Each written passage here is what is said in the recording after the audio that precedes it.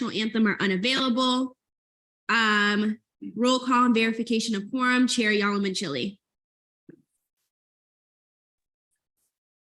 Thank you, Madam Speaker. Just give me one moment to pull up attendance. Senator Herrera, Present. Senator Trainer,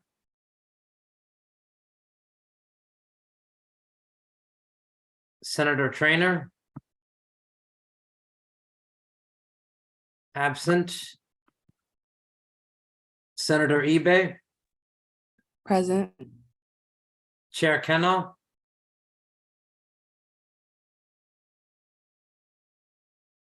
Chair Kennel,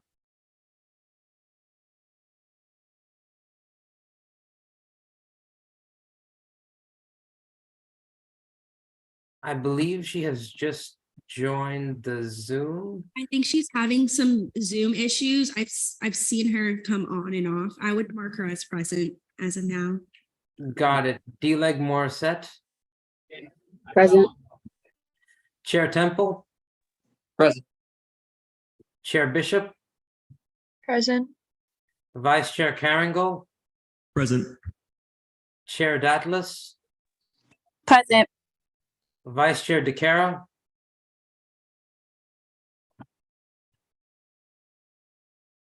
Vice Chair DeCaro,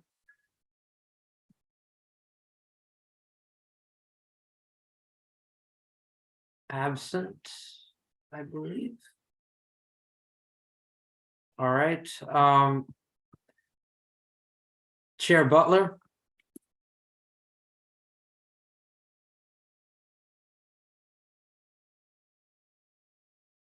Chair Butler.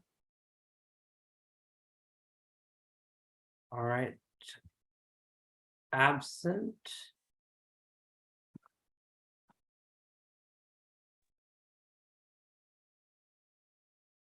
And Chair Campbell, Present. Vice Chair Cantrell.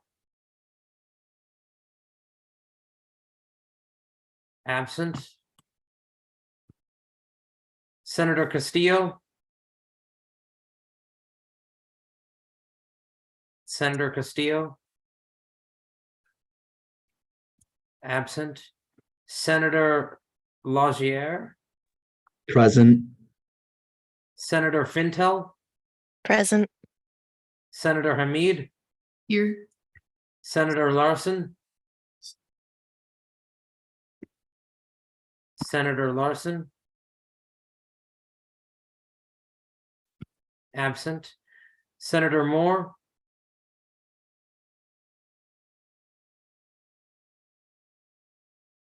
Senator Moore. Absent. Senator Rose. Here. Senator Whitson. Here. Senator Brown. Present. Chair Samillo. Present. Senator Hamayan. Present. Senator Nadella. Senator Nadella. Absent. Senator Ishan Patel. Here. I am here. Senator Luthra. Present. Senator Yusufari. Senator Yusufari. Absent. Vice Chair Acosta. Present. Chair Borges.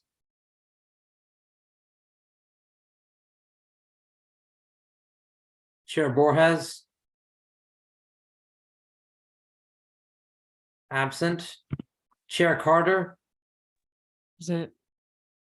Senator Duke. Present. Senator Hochfelder. Present. Speaker Holmes. Present. Chair Hurst. Present. Senator Kazay. Present.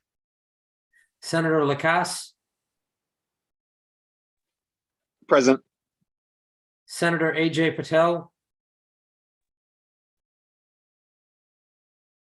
Senator AJ Patel. Absent. ILA Pullman.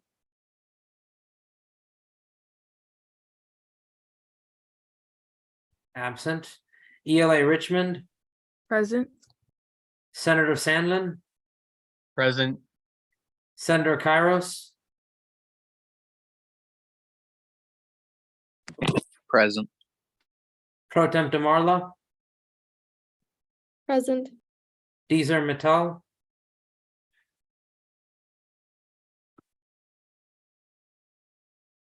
Deezer Mittal. All right, absent. With 32 out of 45, quorum is verified. Thank you so much. Okay, take a look at last meeting's minutes and for the approval of the minutes, and I'll take a motion. Hurst. Motion to approve last meeting's minutes. There's been a motion to approve last meeting's minutes. Are there any objections? Seeing none, last meeting's minutes stand approved. Approval of the agenda. Take a look at today's agenda and I'll take a motion. Kringle. Motion to approve this meeting's agenda. There's been a motion to approve this meeting's agenda. Are there any objections? Seeing none, today's agenda stands approved. Open forum. Now for open forum, we have a few RSOs here to speak. They each have 3 minutes when they are ready. Let me pull up my clock real quick so I can set it up. All right, who wants to come up here first? All right, you can speak from there. You're good to speak from there. You don't have to pull down the mic. 3 minutes when you're ready. Sounds good.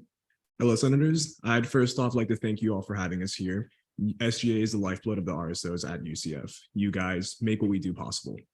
KXR, Knights Experimental Rocketry, has done a lot of good things for UCF, and that is in no small part thanks to you guys.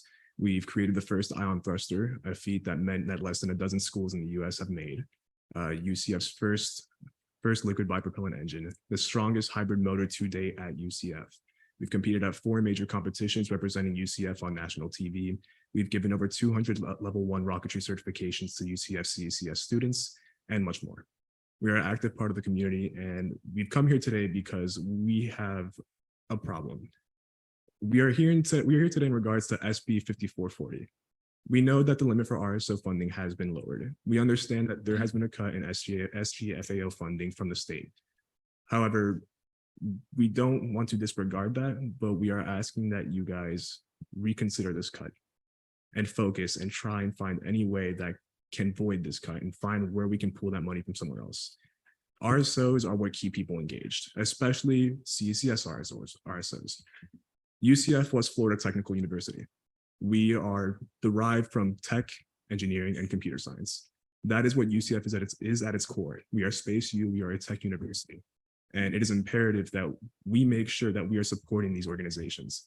Many of the organizations here, the Robotics Club, Baja, KXR, NITAC, Hack UCF have brought in plenty of people here. SHEP, all of the other people here have done amazing stuff for UCF, and we're the reason many people come here.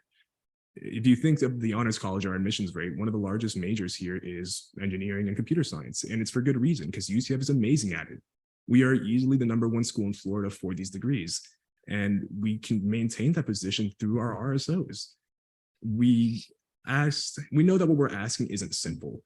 We know that it is a gross oversimplification to come here in mass and ask you all to give us more money, because it doesn't work that way. But I do think it has to be a way around this.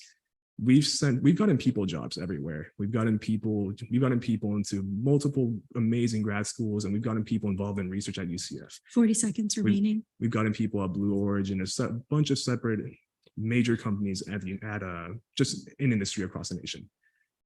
I think we can't afford to lose that. What may seem like a small budget cut is a huge one to us, and it stops us from engaging our many students. I also want to offer the fact that, yes, we do have many RSOs, and $8,000 more, or the original limit, is a huge difference when you apply it to each RSO. However, most RSOs do not reach this limit, which has been acknowledged by the 10 senators. seconds. So we hope you guys take into consideration what we're feeling and what we can do for you, and hope that you continue to support us as you already have. Thank you. Thank you. Who's the next speaker? All right, you can come up here, take one of the microphones and one of these seats. It doesn't matter which one you sit in, or even, it doesn't matter. You can pick whichever one.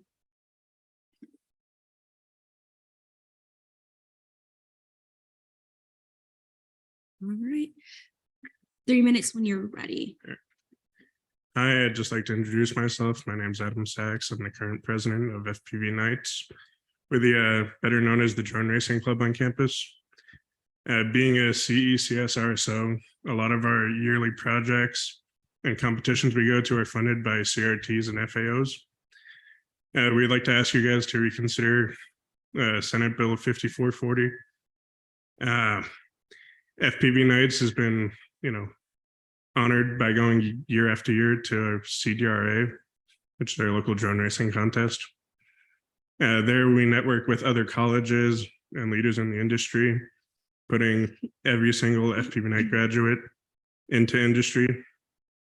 UCF has been a great CECS college, and with the RSO cut, we don't think we could properly give students the opportunity that they look for in RSOs. And that's it. Thank you. All right, thank you. Is there another speaker? I know we said about 6 or 7. Okay, 3 minutes when you're ready. Oh, you have to, so can you click the button on that one and then click the button on yours? Thank you.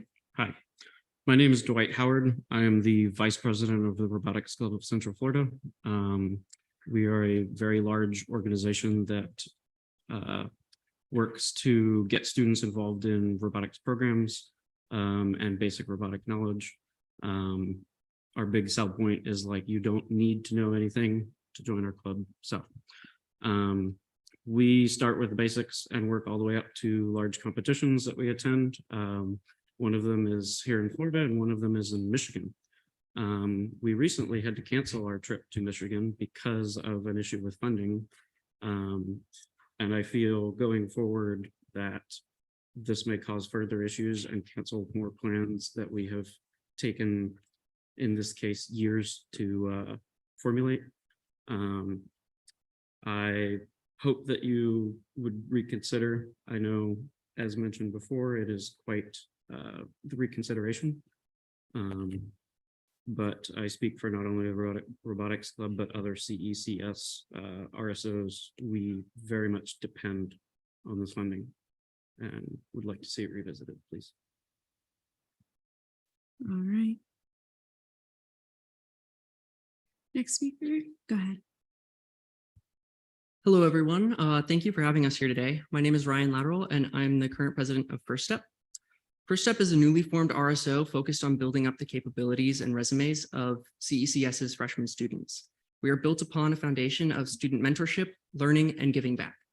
As a new RSO, we intended to use the CRT funding to support our students in attending conferences for the first time and to improve their professional network and expose them to opportunities they would not otherwise be able to find here on campus. Since we are dedicated to helping CECS freshmen, these conferences are one of the most valuable ways an inexperienced student can achieve opportunities they'd never otherwise have. They also act as a tool for our student mentors to grow their network and return to UCF with newfound mentorship techniques to help our current students and future alumni stand out further. In discussions with other RSOs and amongst our own mentors, conferences become extremely expensive extremely quickly. Flights and hotels, of course, they get pricey, but the tickets themselves are expensive. However, they offer value beyond their monetary amount to students. The cut in funding is a negative impact to our first year as an RSO, and we worry it will stifle opportunities for our students in the future, as well as the other students in CECS. As the rest of my fellow RSOs have requested, we are asking you to please reconsider options to support our students go beyond. Thank you all for your time. Yeah. Hello, everyone. My name is Mark Bruckert, and I am proud to serve as the Vice President of Knight Hacks, which is an RSO here at UCF that specializes in software development. We have more than 300 dues-paying members and many more that regularly attend our events. We hold a hackathon every year, which has 600 students from both UCF and students from across the country that come here for a 72-hour marathon of innovation and creativity, where students get the opportunity to design, build, and bring their ideas to life. Our org does not stop at hosting hackathons. We often organize workshops, socials, and events that further enrich the CS education here at UCF, which helps students connect what they're learning in the classroom with the real world skills that they actually need in order to be competitive in the job and internship market. NightHacks has a proven track record of winning at these events, putting UCF in the spotlight and catching the attention of major companies, prospective students, and other universities.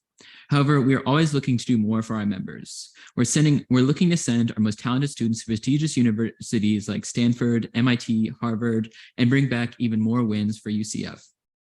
Additionally, we're setting up professional and technical development programs that we hope will help our members secure internships by the end of the next academic year, which would not be possible without the support that we get from UCF student government. This is not just about us. This is about every student at UCF getting the opportunities, professional development, and much more that the RSOs at UCF have to offer. We, both at NightHacks and the other engineering RSOs that are here today, ask you to reconsider the decision to cut RSO funding and empower students to further develop themselves and their futures. Thank you. All right, anyone else? Yeah. Ladies and gentlemen of the Senate, thank you for allowing me, Treasurer of the Society of Hispanic Professional Engineers, SHEP, to address you today. I want to stress the critical social impact that SHEP has on the Hispanic community and urge you to maintain its funding at $33,000 instead of reducing it to $25,000. SHEP is vital in empowering Hispanics in engineering and advancing diversity in STEM fields. Investing in our organization is an investment in the future of the Hispanic community and our nation.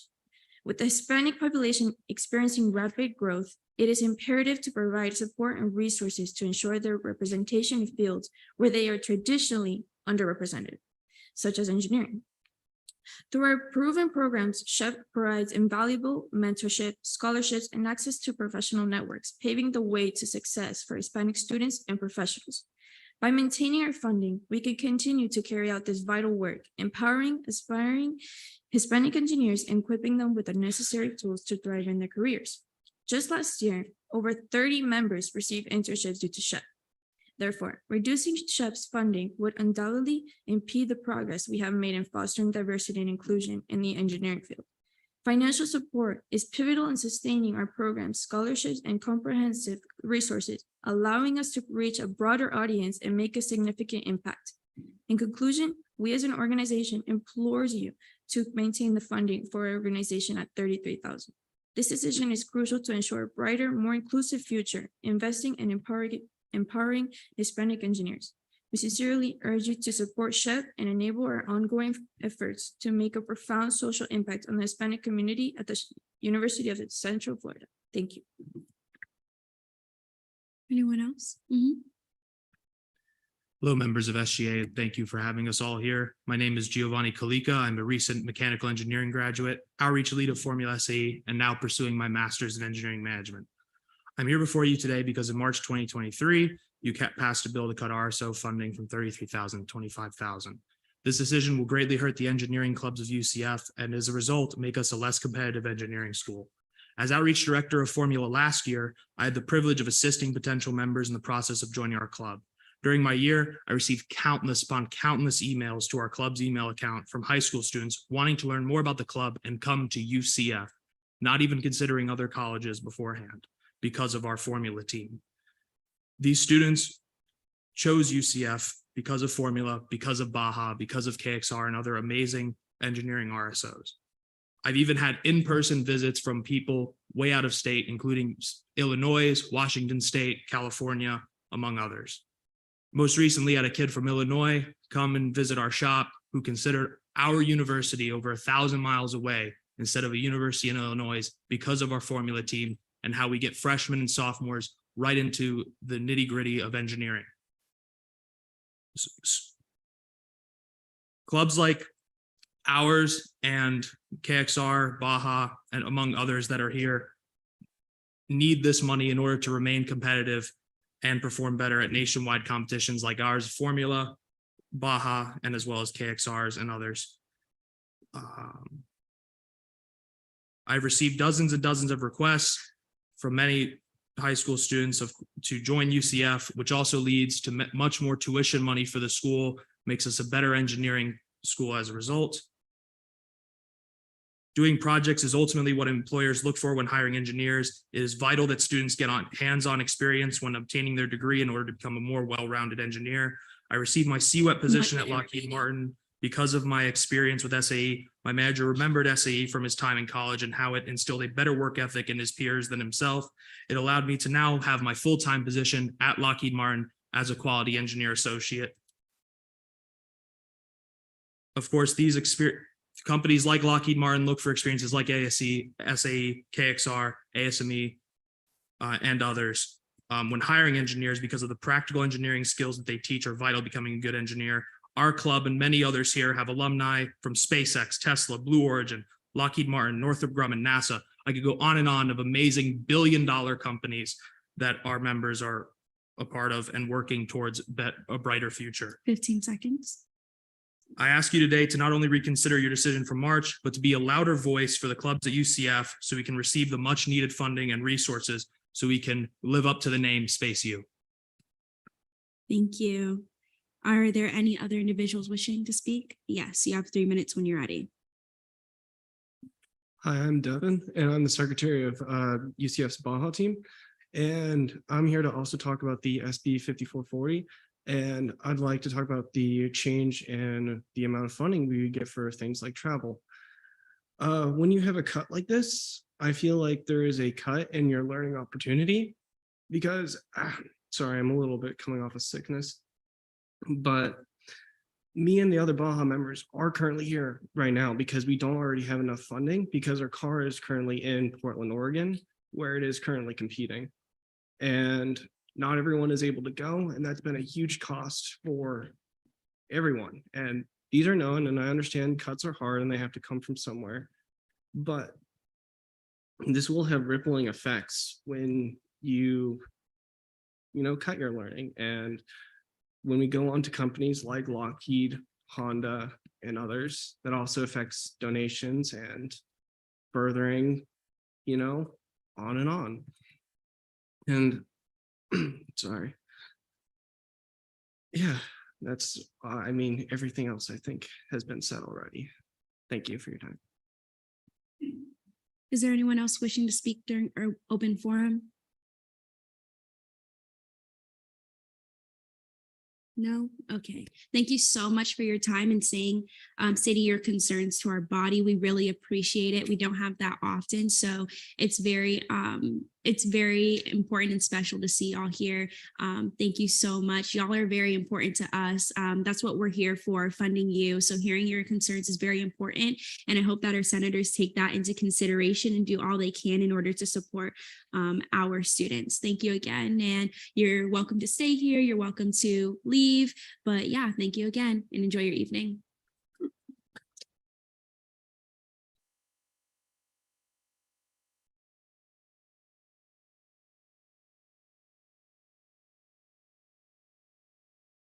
I'll do president voting once everyone has resettled.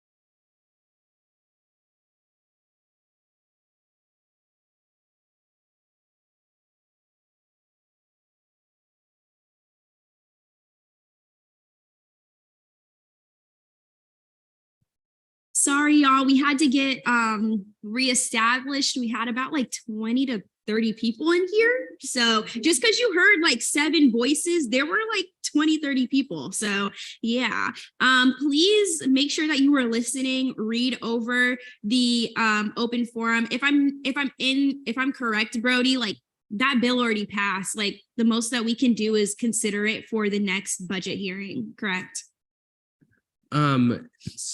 So yes, that bill did pass. The 54th session determined what the spending cap would be.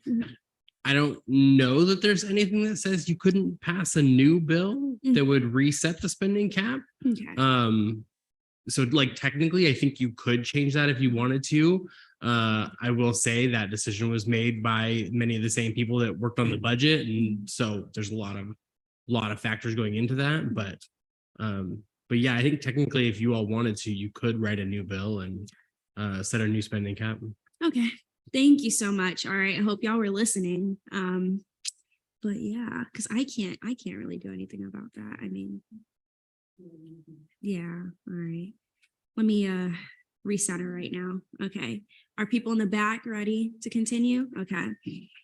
All righty. Announcement from the student body president, President Greenaway.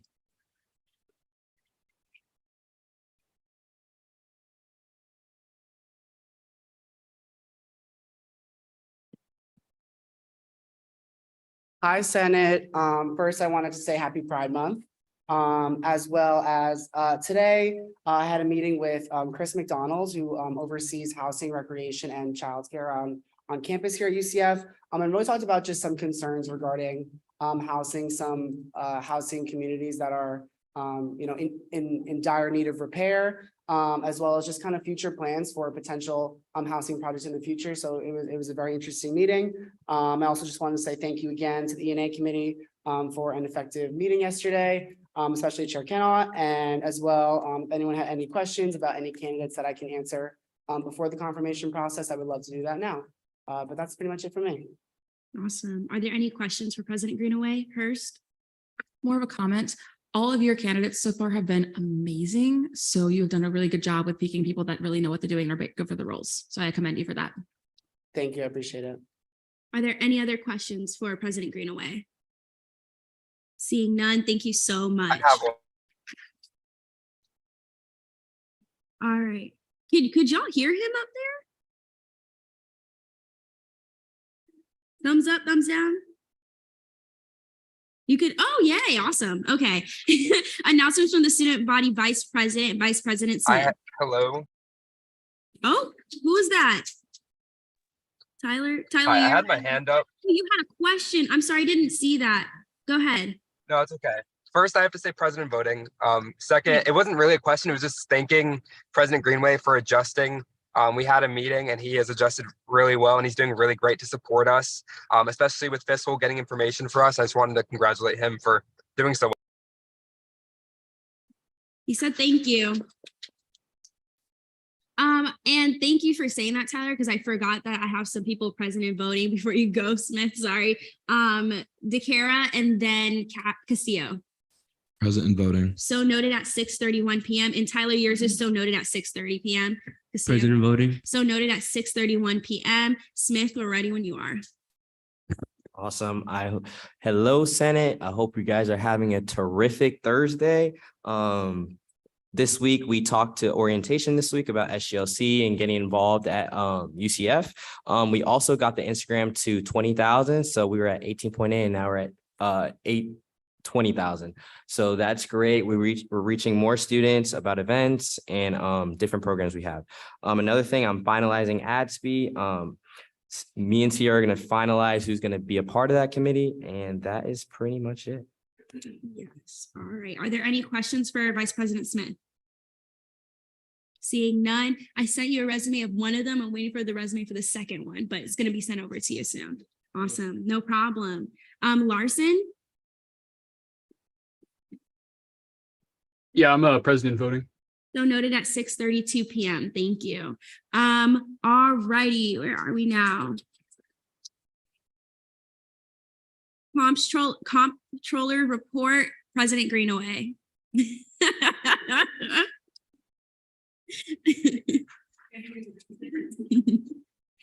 Sorry about that. I should get it before.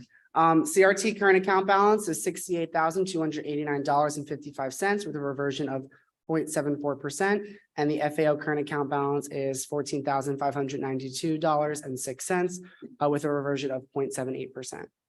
Thank you. Are there any questions regarding the comptroller's report? Seeing none, thank you, President Greenaway. All right, Attorney General's report, Attorney General Moore. Yay, your first report.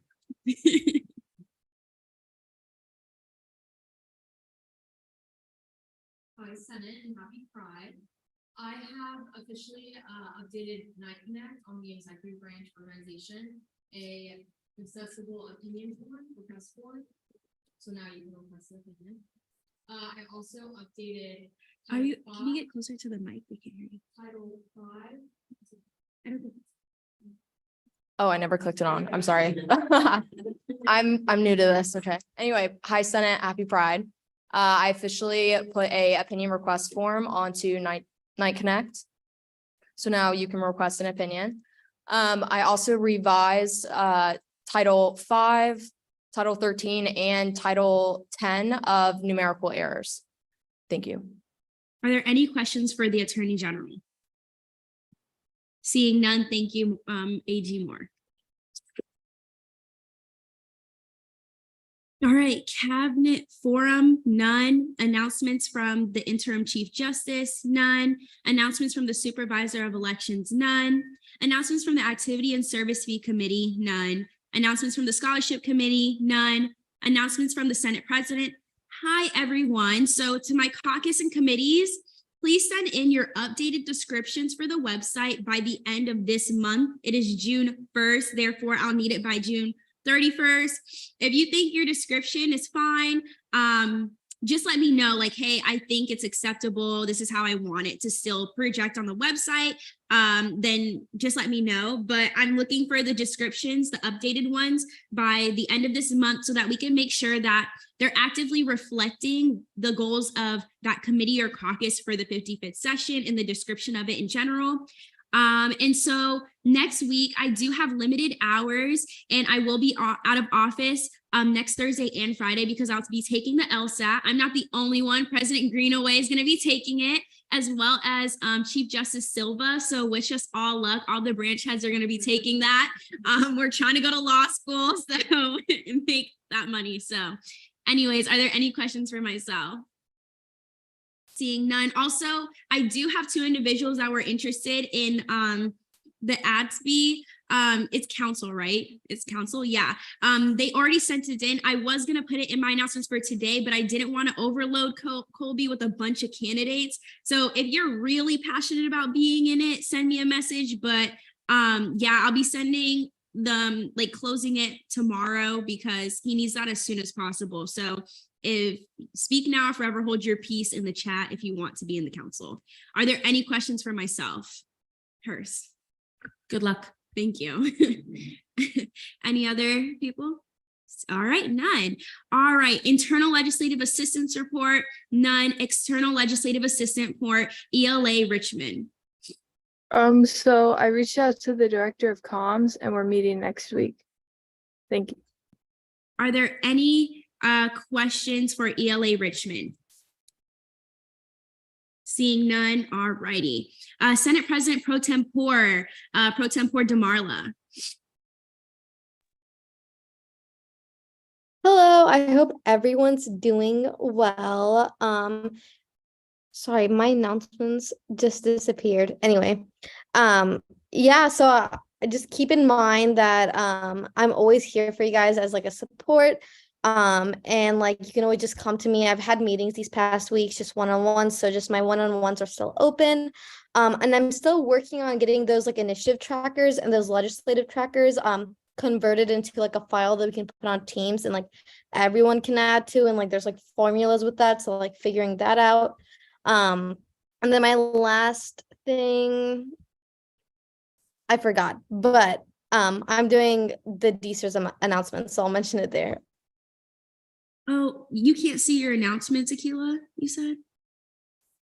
Yeah, I don't know why. I don't know if my like file's just glitching. It's okay. I Your, like I can't see anyone's announcements, so I don't really know what's going on.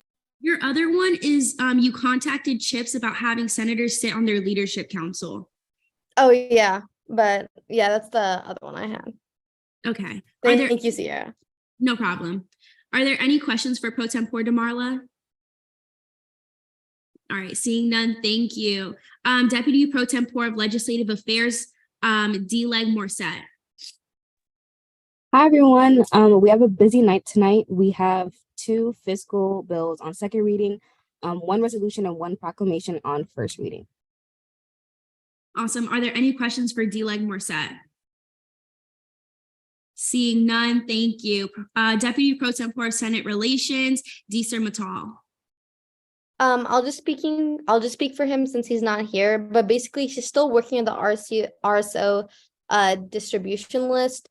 We've contacted people for the last few weeks, but we haven't been able to receive the actual like updated list yet. But what we're doing so far is just working on that form and then comparing it to the previous RSO list, and then just doing whatever we can so far until we're able to get the updated list and then finalize that. Awesome. Are there any questions regarding the DSERS report? Seeing none, thank you. Caucus reports, APIA caucus, none. Black caucus, none. Disability caucus, Chair Campbell. Well, evening, y'all. So we had a great meeting today. Dr. Meyer, the director of SAS, was fortunately able to join us this week. We had a lovely discussion regarding some of the Braille signage issues that we had up around campus, some questions that the caucus had about SB 266 and how it relates to disabled people and disabled programs on campus, and some accessibility issues regarding graduation ceremonies. Unfortunately, we don't have much in the way of real action this week, but a great deal of information was garnered from one another, and even more was shared in between us. And happy Pride Month. Are there any questions for Chair Campbell? None. Daedalus, you had your hand up. Tyler said Disability Caucus slays, miss you guys. Daedalus, did you still have your hand up or no? No. Yeah, I had it because I had something under mine. Oh, okay. Sorry, y'all. First of all, happy Pride Month to all who celebrate and to our allies. Just wanted to say that we do have the Juneteenth proclamation and resolution on first reading today. For those of you guys who are in the caucus, and it's also open for those of you who aren't, we'll be meeting on Zoom and the conference room next week on Tuesday at 5. I encourage everyone to be on time because we kind of have a lot to go through, and you guys know I don't want to stay past an hour of everyone's time. So let's try to be on time and just ready to go. And then last, again, as I always say every week, to please take care of yourselves, at least 8 cups of water every day, 2 meals a day, and at least, let's try for 7 hours of sleep, it doesn't hurt to try. Are there any questions for Chair Daedalus? All right, seeing none. Latin Hispanic Caucus, none. LGBTQ plus caucus, Chair Carter. Hey everyone, want to say happy Pride Month. Today I met with Let Me Queer to get to know them, discuss their concerns and help them overall. Very good meeting. I did find out some information from them. The center in Orlando has volunteer opportunities for the front desk, career planning, HIV testing, outreach, and special events / ambassadors. I also found out they have a very large elderly population at the center. And concerning UCF Student Health Services also offers HIV and STI testing. As long as you're eligible, you're welcome to make an appointment with $5 lab fee, and there are other charges that may depend on the service you're seeking and your insurance coverage. Additional information is on their site. There's absolutely no shame in testing and staying safe. Great information. Are there any questions for Chair Carter? Seeing none. Women's Caucus, Chair Bishop. Hi y'all, happy Pride. We didn't meet this week, but we are currently working on getting a women's health fair all together. So if that's something you're interested in seeing, being part of, anything like that, we are meeting Monday, 5:30 over Zoom. So hope to see y'all there. If not, still have a great summer, all that. Are there any questions for Chair Bishop? Seeing none, thank you. Unfinished business, is there a motion?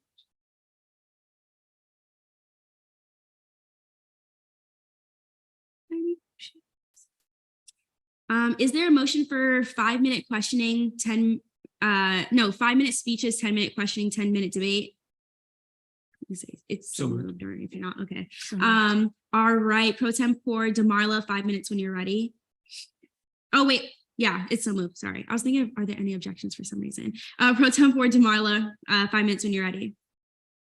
Yeah, Brody, are you able to pull up the presentation? Yep.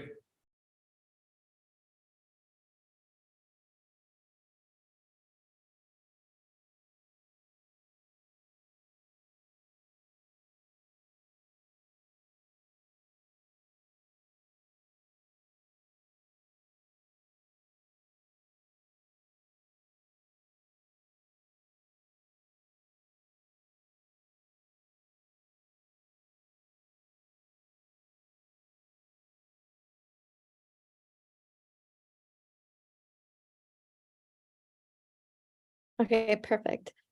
So I'm representing MidLife today. They're requesting funding for a service learning trip from July 15th to July 23rd in Ecuador.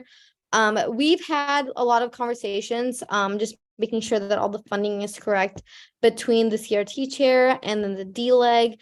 But on top of that, the details of the mobile clinic is like, due to isolation and poor infrastructure, residents have limited access to healthcare. So, okay, never mind. And what they'll be doing there is there's 7 attendees, and they're going to be working alongside medical professionals from the community and help and assisting them with their kind of like day-to-day jobs and just like improving the overall health of the individuals there. There's also they'll be working on development stuff, and then just some more information about it. So the cost breakdown is that registration is about 1,149 per person. The flight is about 736, including a layover. And then the benefits are like, what do we get out of this? Is that we're serving the population. UCF students are going there to serve the population with free healthcare and improved infrastructure, networking with other MedLife organizations around the world, because there'll be other ones from different universities be attending the same one. They're able to educate students about complexity of issues faced by underprivileged communities when they bring that back to UCF. And also just expand their clinically relevant volunteer hours and shadowing experience and their exposure to Spanish language and culture. So if you have any questions, I yield my time. All righty. We are now in questioning, which is 10 minutes. Are there any questions? Let me pull up the participants so I can see. Are there any questions for Pro Tempore DeMarla? I'll take since this is second. Oh, who's that one hand? Oh, okay. Sorry, give me a second because it says 2 hands are up. Oh, there's a clapping. Okay. Senator Hochfelder. Yeah, that was my bad. This is just like a logistical question. So like, before like everyone's picked and you go to Ecuador, like you make sure their passports are like renewed and perfectly fine to go, right? Yeah, they have to go through a lot of just like procedural stuff before they are picked. All right, sounds good. Thank you.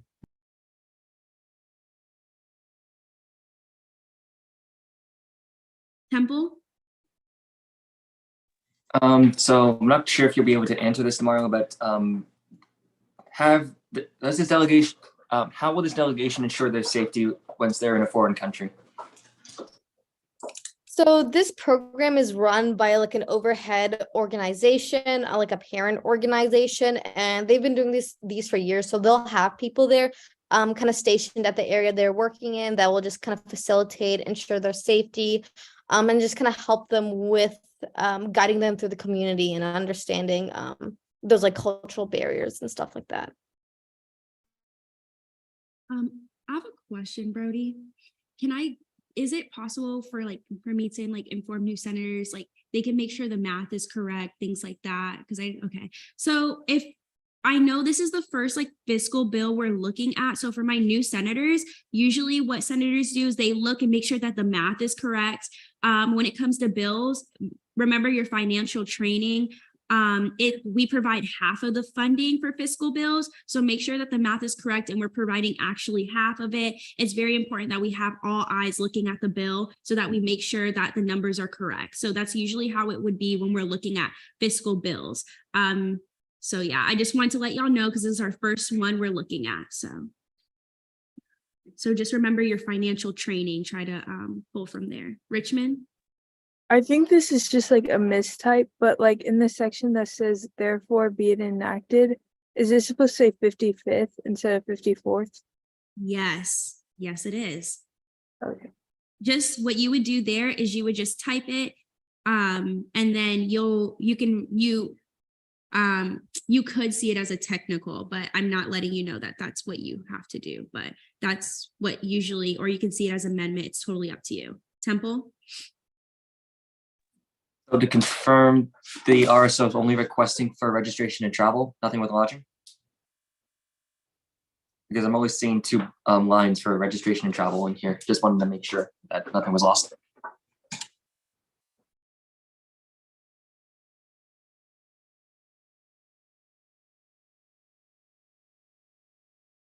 DeMarla? I'm sorry, I didn't hear anything. Ethan, do you mind repeating? Sure. Can you hear me now? Akila? I can hear you now. Awesome. So the RSO is only requesting for registration and travel. Is that correct? Yes, I believe so. Awesome. Okay, just wanted to make sure.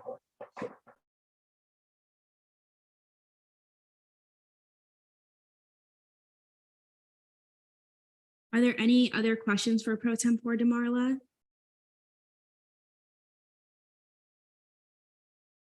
All right, I'll take Temple.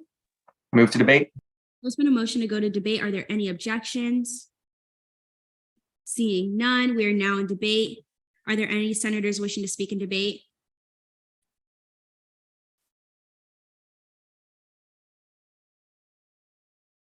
I'll take at least one. Temple, Tyler, I'll do Tyler.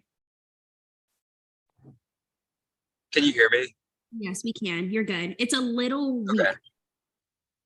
Okay, sorry. You're fine. So yeah, this fiscal bill, we saw it last session too. This RSO has been through a lot to make sure this gets done.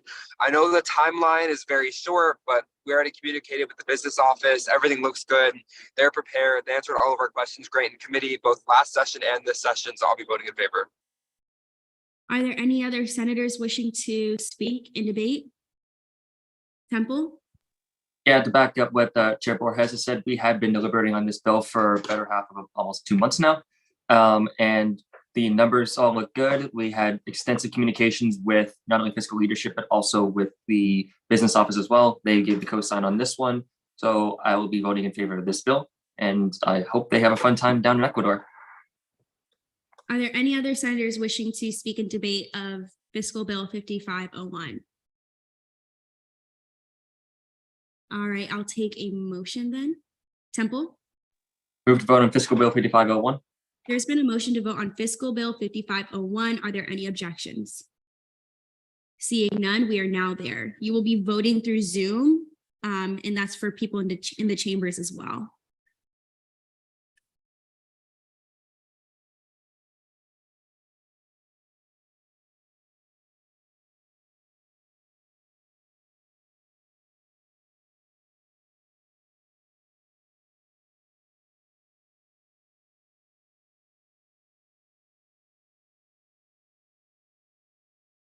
We only have 30 people that have voted, y'all. Y'all need to vote. With a vote count of 30-0 to 3, fiscal bill 5501 passes. What reading is this? Is it second reading or a second reading? All righty. July 16. Does this need to be seen on third reading, or do we have enough time to wait another week? Akila or Tyler? Tyler? Oh. Yeah. Sorry. I can yield to Tyler. Oh, okay, never mind. Am I good to go? Yeah, you're good. Okay, so essentially this bill is already out of timeline and we're kind of pushing it in as fast as we can. So we kind of have to see it on third, or we really risk the loss of funding, pretty much, like it getting here on time from the business office. Okay. Temple? May I make the motions, Madam Chair? Okay. Move to return to the approval of the agenda. There's been a motion to return to the approval of the agenda. Are there any objections? Seeing none. Temple? Move to place fiscal bill 5501 on notice of legislation on third reading. There's been a motion to move fiscal bill 5501 to legislation on third reading. Are there fiscal legislation, notice of legislation on third reading? Are there any objections? Seeing none. Temple? Move to reapprove the agenda. There's been a motion to reapprove the agenda. Are there any objections? Seeing none, the agenda stands approved. All right.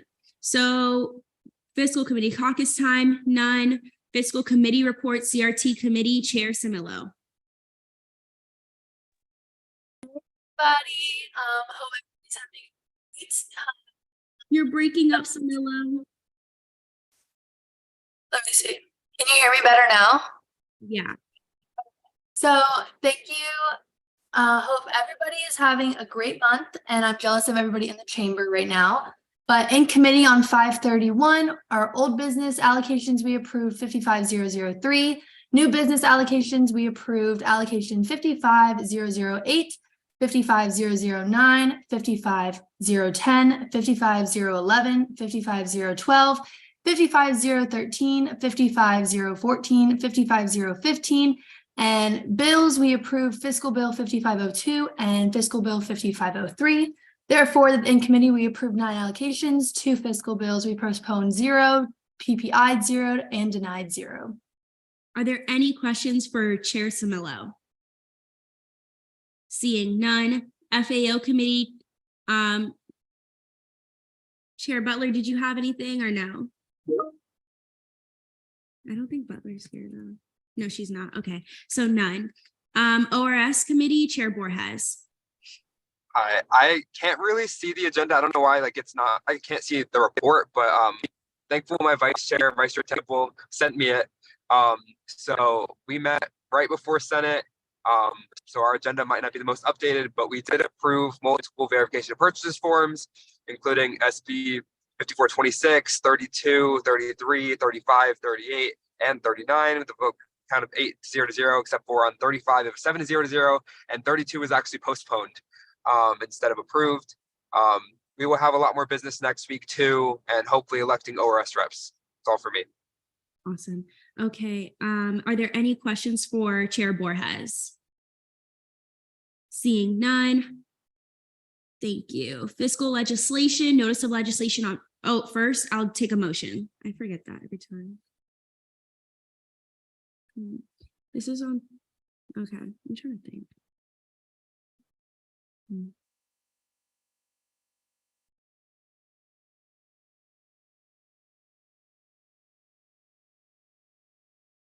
gonna turn the brain gears right now because I'm trying to see if we have enough time for 5, 10, 10. Is there a motion for 5-minute speeches, 7-minute questioning, 7-minute debate? So moved. All right. Notice of legislation on first reading, none. Notice of legislation on third reading, fiscal bill 5501. Funding for 5 members of MedLife to travel on the MedLife service learning trip to mobile clinics in Riobamba, Ecuador from July 8th, 2023 to July 16th, 2023. Pro Tempore DeMarla, you have 5 minutes when you're ready. It's literally the same presentation I gave, so nothing's changed. All righty. Do you yield your time? Yeah, I do yield my time. All right, we are now in line for questioning. We have 7 minutes. Are there any questions? If not, I will take a motion. First, move to debate. There's been a motion to go to debate. Are there any objections? Seeing none, we are now in debate. I'll take at least one piece of debate. Temple, All right, may I retain? you may. This bill looks good. We just saw it, not even, let me check, 2 minutes ago. So let's get this bill running and get this funding over to the RSO. With that, move to vote on fiscal bill 5501. Again, Sorry. There's been a motion to vote on fiscal bill 5501. Are there any objections? Seeing none, we are now there.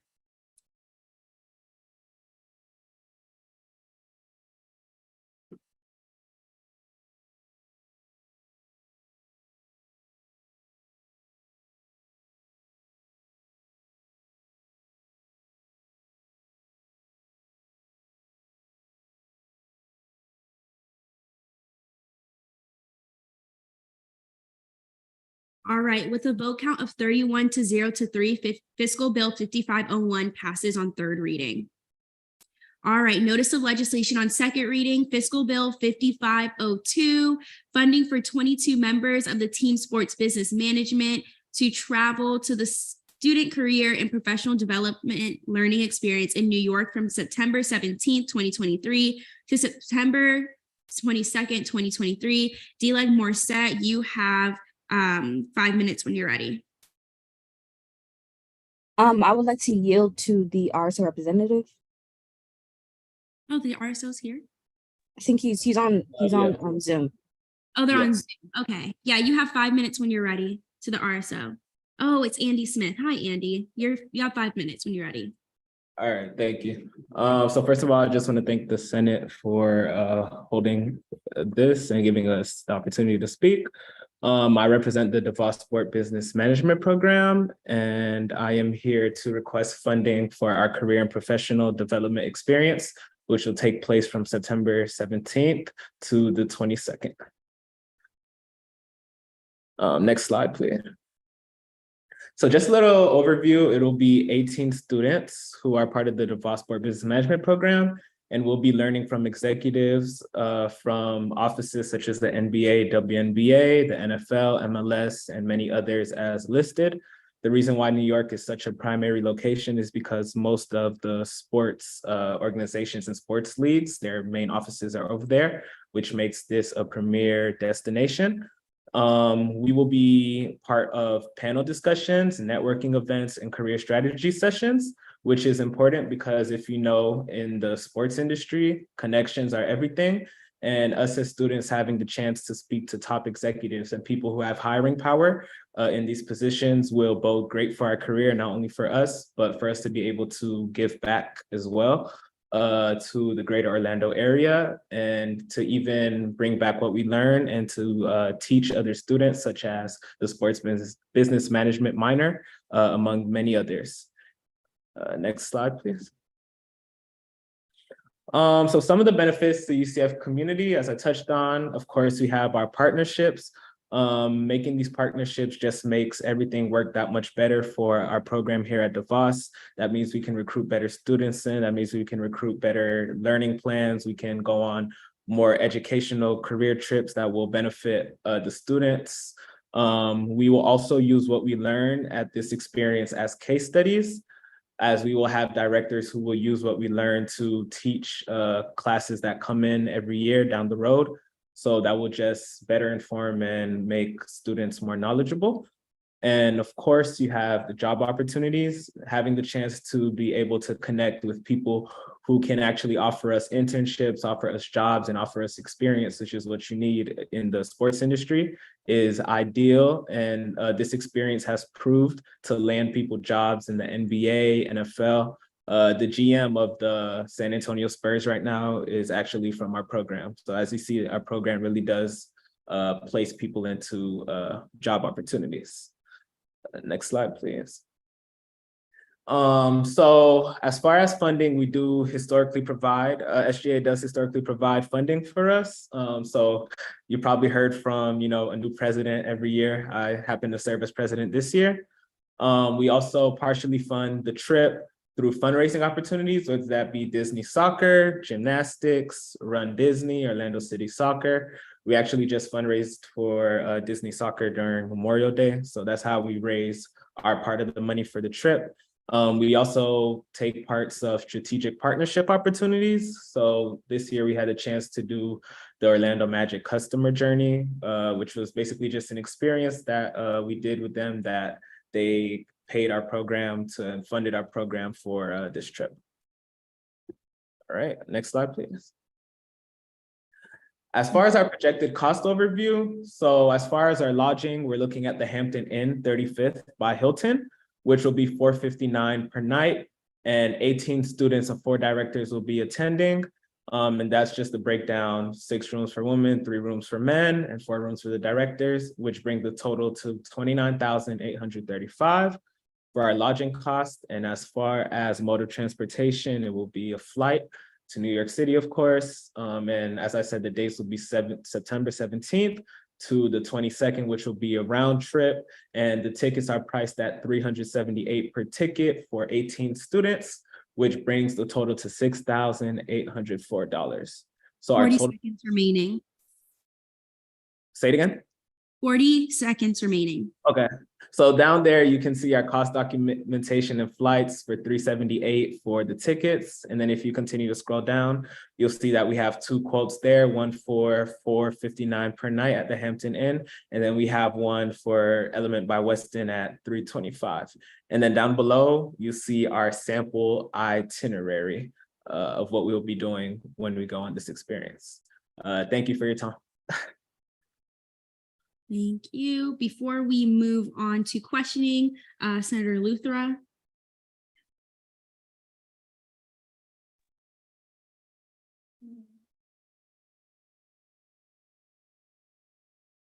Your mic's on, but we can't hear you. President voting.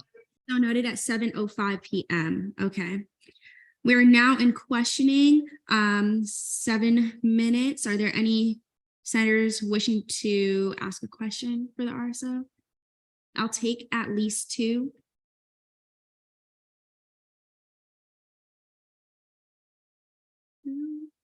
Morissette? Just for clarification, the funding you are requesting does not include funding for the directors, correct?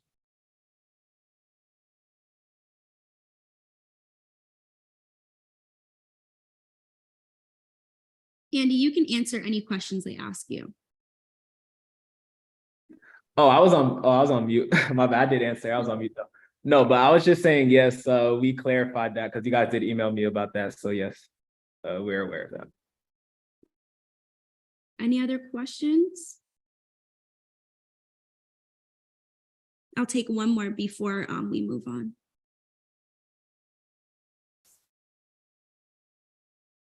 Damarla? Just to confirm, there are at least like 2 financially trained officers as a part of your group? Yes, ma'am. So it'll be me and Thomas Zaralik.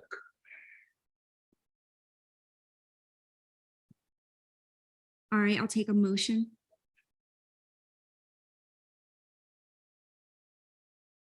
Motion. Damarla? Motion to move to debate.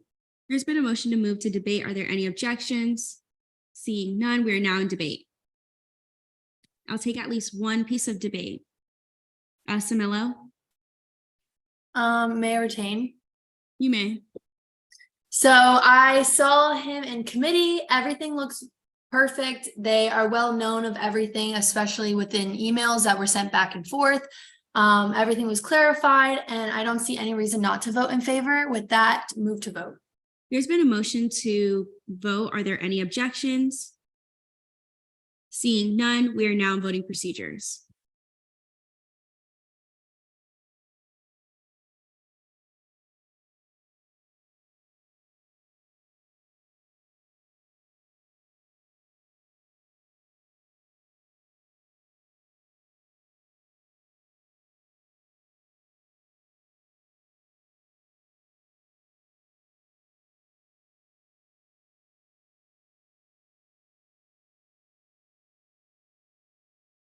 All right, with a vote count of 28 to 1 to 3, congratulations, Fiscal Bill 5502 has passed on second reading.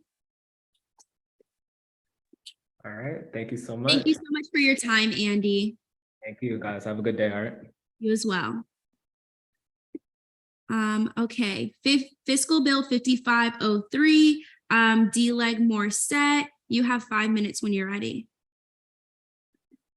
I yield to the RSO representative, which I believe is also on Zoom. On Zoom as well? Yes, it should be Laura. Laura, Hi. Yes. There's actually two of us, if that's all right. yeah, you have 5 Okay. minutes whenever you're ready. Okay, great. Thank you guys so much. All right, so as you know, this is to talk about Bill 5503, which is funding for the Alpha National Convention for 2023, which would be in San Antonio, Texas, from August 19th to the 24th. If you could go to the next slide. Thank you. So just a little bit about us at Alpha. We are committed to helping our students achieve their professional and personal goals. And we do this through numerous resources, including leadership skills, interview techniques, polishing their resumes, providing an extensive network, and teaching technical and practical skills. If you could continue, please. All right. So for the convention itself, it is an incredible experience where both students and professionals come to spend a week of learning and networking. So we have a lot of different corporate sponsors that are at this event, and it consists on things like student workshops, interview preparation, scholarships, and a career fair where you can interview and land jobs just during that day. And so here are just some photos from past conventions. If you could continue. All right, so historically, SGA has been incredible about providing 50% of the funding for qualified members to go. And so just looking at 2022 itself, SGA gave us about $8,000 and we were able to fully fund 36 members and partially fund 10 members. There were over 60 companies that attended, and we were able to achieve 94% of our funded members getting interviews and 63% of our members getting either full-time or internship offers from this event alone. And then here are just some more photos, and here are some examples of the well-known companies that not only send hundreds of their professionals to this event, but also these are all companies that our members were receiving offers from last year. Okay, hello everyone. I am the treasurer of Alpha and I'll be presenting the cost breakdown for this trip. So we are sending 42 students for 5 nights. So we will need 22 rooms. The rate per night is $765. The local tax, which is calculated by a 11.75 tax rate, is $89.89, and then the Texas state tax, which is from a tax rate of 6.25%, is $47.81, but that could potentially be exempt. And the total per room is $902.70, which we then times by 22 to get the total net cost. The plane price will be $300 per person, again, calculating it by timesing it by 42 students. So then we have the total bill cost and then the split between SGA and Alpha right there.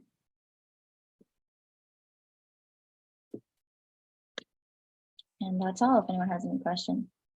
Awesome, thank you. All right, we are now in line for questioning. Are there any questions for the RSO? I'll take at least 2. Richmond?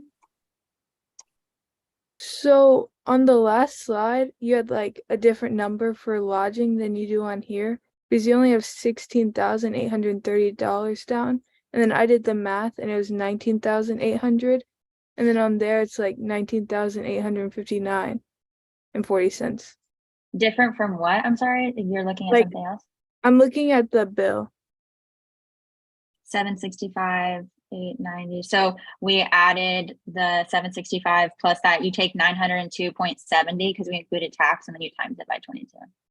Yeah. But on the bill, it's only $16,830. Yes, unfortunately, The rate is without the local or state tax because we were still trying to get confirmation about if using UCF's tax exemption would exempt us from both local and state tax. Unfortunately, it would only exempt us from state tax potentially. So the 902 number is 5 nights for one room with all the tax incorporated. The 16,830 number was without the taxes. So I apologize about that. All right, thank you so much. Are there any other questions for the RSO? Seeing none, I'll take a motion. Kringle. Motion to move to debate. There's been a motion to go to debate. Are there any objections? Seeing none, we are now in debate. I'll take at least one piece of debate.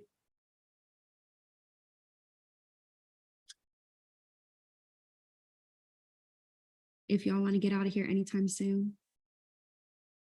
Bishop. Okay, yeah, this seems like a really helpful organization for our students. It all seems really amazing. It seems like it's doing really good things for their members, and I'll be voting in favor. Awesome. Is there a motion, I guess? Kringle? Motion to move to voting procedures. There's been a motion to move to voting procedures. Are there any objections? Seeing none, we are now there.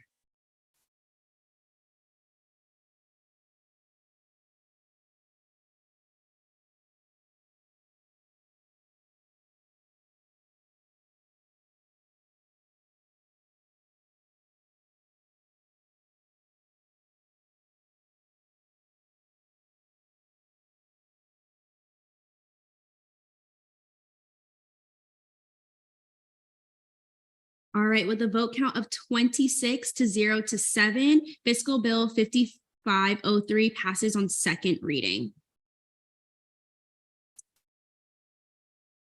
All righty, internal committee caucus time, none. Internal committee reports, ENA Chair, Committee Chair Kana. Oh, thank you, by the way, for coming. We really appreciated it. Congratulations on passing on second reading. Thank you. Howdy, Sen. Can y'all hear me? We can hear you, Kana. All right. So this week, ENA confirmed 8 more executive nominees, and I'm really grateful to everyone who attended for helping to make sure the process was smoothly in committee time. And congrats to Vice Chair DeCara. We just did that election as well in the same day, so we got a lot done this week, and I'm very proud of us. Let's keep chugging along. All right. Are there any questions for Chair Kana? Seeing none. GAP Committee Chair Ethan, you didn't have anything, or? Wait, I do, for some Okay. reason. Yeah, I'm sorry. For some reason, the agenda is not showing up. Oh, wait, it's because I don't think my things have been accepted, but in any case, am I good to go? Yeah, you're good to go. Sweet. All right. Good evening, everybody. Happy Pride, first and foremost. So GAP had a tremendously productive meeting on Tuesday where we discussed, among other things, the contents of the student priority survey, as well as an upcoming meeting I'm having with President Greenaway about potentially moving forward with implementing an election day holiday here on campus. I will be reaching out to the Director of Communications in order to formalize plans on releasing the student priority survey within the coming weeks. Moreover, I am working with a few senators in a working group in order to address issues that students are facing regarding recent legislative developments. If you want to be involved in that or want to know more about it, please reach out to me. I'm a literal open book. On this day, quickly, I found 2 interesting facts. One is Anne Boleyn is crowned Queen of England. I'm sure that's going to last pretty long. And the great Shogun Ieyasu Tokugawa, the man who was one of the great unifiers of Japan during the infamous Sengoku Jidai, or War in States period era, basically a giant civil war. And the first post-Sengoku Jidai shogun, military dictator, basically had died. And of course, just as a heads up, I will not be nearly as available as I would like to be next week, especially in Thursday and Friday, as much as Speaker Holmes, I will be taking the LSAT on Friday. So if you have any questions, please reach out to me at any time up until then. Thank you. Good luck on the LSAT, Chair Temple. All righty. Are there any questions for Chair Temple? I also filled in some of your announcements. If you can go back sometime and see if I did that correctly, Temple. LJR Committee Chair Yalamanchili. Thank you, Madam Speaker. So LJR met today at 3 p.m. We saw 2 absence requests, which we denied one and approved another one. We are re-seeing the one that we denied next week. We finalized our precedent sheet for the approval of absence requests, which basically details LJR's policies and guidelines on approving or denying absence requests. I put a link to it in the agenda. So if you ever want to look at what LJR, where LJR stands on when it comes to approving absences, you can go look at that. And we elected Senator Hamid as LJR rep to SBA. So congrats to him. And this day in history, in June the 1st of 1988, the Intermediate Range Nuclear Forces Treaty came into effect after it was signed 6 months earlier by President Reagan and Soviet Chairman Gorbachev. And this helped eliminate intermediate range nuclear weapons. It led to the disarmament of about 2,700 nuclear missiles, I think. So that is pretty cool. And lastly, I would like to say Happy Pride Month. This is a month of celebration for the LGBT community. And again, we love queer people. Thank you. Are there any questions for Chair Yalamanchili? Seeing none, SBA Committee Chair Hurst. Hi, everyone. Happy Pride Month. SBA started looking into some projects last week we want to work on, specifically food waste management. We're also looking into the WeChat issue, working with Senator Hamid on that particularly. Hoping to set up some time with each member of Executive Cabinet at some point next week. We'll be emailing them tomorrow, as well as some of you that are here for your approvals. If we do approve you tonight, I'd like to send you emails or talk to you right afterwards. If you'd like to sit on SBA tomorrow, please let me know. I can send you the Zoom link as soon as possible. Are there any questions for Chair Hurst? Seeing none, confirmation. So for in the interest of time, first I want to point out that ENA Chair Kana put the minutes for Wednesday's meeting in the Senate chat today. So please make sure that you don't ask questions that were already asked. I'm sure that they had a very extensive meeting and asked a lot of questions, so it should make today a little bit smoother for us. And then in the interest of time, is there a motion for 6-minute speeches, 5-minute questioning, and 5-minute debate? I object to that, actually. You object? I prefer if we do something like 5-minute speeches, 7-minute questioning, 7-minute debate. I've had people asking for more time. Okay. Is there a motion for 5-minute speeches, 7-minute questioning, 7-minute debate? So moved. All right. I object. I object. You withdraw? Sure. I'll go Tyler first. I'm sorry, I'm saying your first name. Chair Borges first because he raised his hand first. May I give an explanation before I give a time? Amen. So we're seeing some pretty important people that make a lot of impact on the university, and after this point, the only option would be impeachment if they didn't do their job. So we want to make sure we get people who are qualified, and we want to make sure we ask them a lot of questions. So I would like for 10 at minimum. So move for 5-minute speeches, 10-minute questioning, 10-minute debate. Okay. I do want to preface that we do have to get here out of 9. So if we do that, there is a possibility that we won't get through all of the individuals. Do you want to continue to move with your motion with that, knowing that information? Yes. Okay. There's been a motion for, you said 5, 10, 10? Correct. 5-minute speeches, 10-minute questioning, 10-minute debate. Are there any objections? I object to that. Do you withdraw? I'll withdraw not to waste time. Okay. Yeah, going off what you just said, if we really want to get through all the candidates here, we should probably really preface on keeping the time a little lower. So I suggest like 5-minute speeches, 8-minute questions, and 8-minute debates. Is that a motion? Or motion to 5-minute speeches, 8-minute questions, 8-minute debates. Brody? I just want to remind you that, like, if you set a limit of 10 minutes or whatever it might be, you don't have to use all that time. So if you give yourself more time, then if you don't use all that time on a few of them, you have more time if you need more time for a longer one. Okay. So just a consideration, do whatever you want. Okay. With that, do you want to continue to make your motion? Yes. Okay. What's your motion? So I motion for 5-minute speeches, 8-minute questions, 8-minute debate. There's been a motion for 5-minute speeches, 8-minute questioning, 8-minute debate. Are there any objections? Seeing none. With our first individual, we have Jeremy Kane for comptroller. So yeah, please make sure you're looking at the questions so we don't ask any questions that have already been asked. Jeremy Kane. Oh, on Zoom. Yeah, I'm on Zoom. Hi, can you guys hear me? Yes, we can hear you. You have 5 minutes when you're ready. Perfect. And can I get a 30-second warning, please? You may. Good evening. I'm excited to be here today, and I intend to demonstrate my competence, relevant experience, goals, and desire for the position of comptroller. My name is Jeremy Kane, and I'm a junior accounting student at UCF pursuing my CPA eligibility during undergraduate. Over the last 2+ years, I've had a variety of experiences in both on and off campus leadership, involvement in several internships, and a large quantity of other dynamic experiences that have prepared me for this role. I am the founder of Tamid Group at UCF.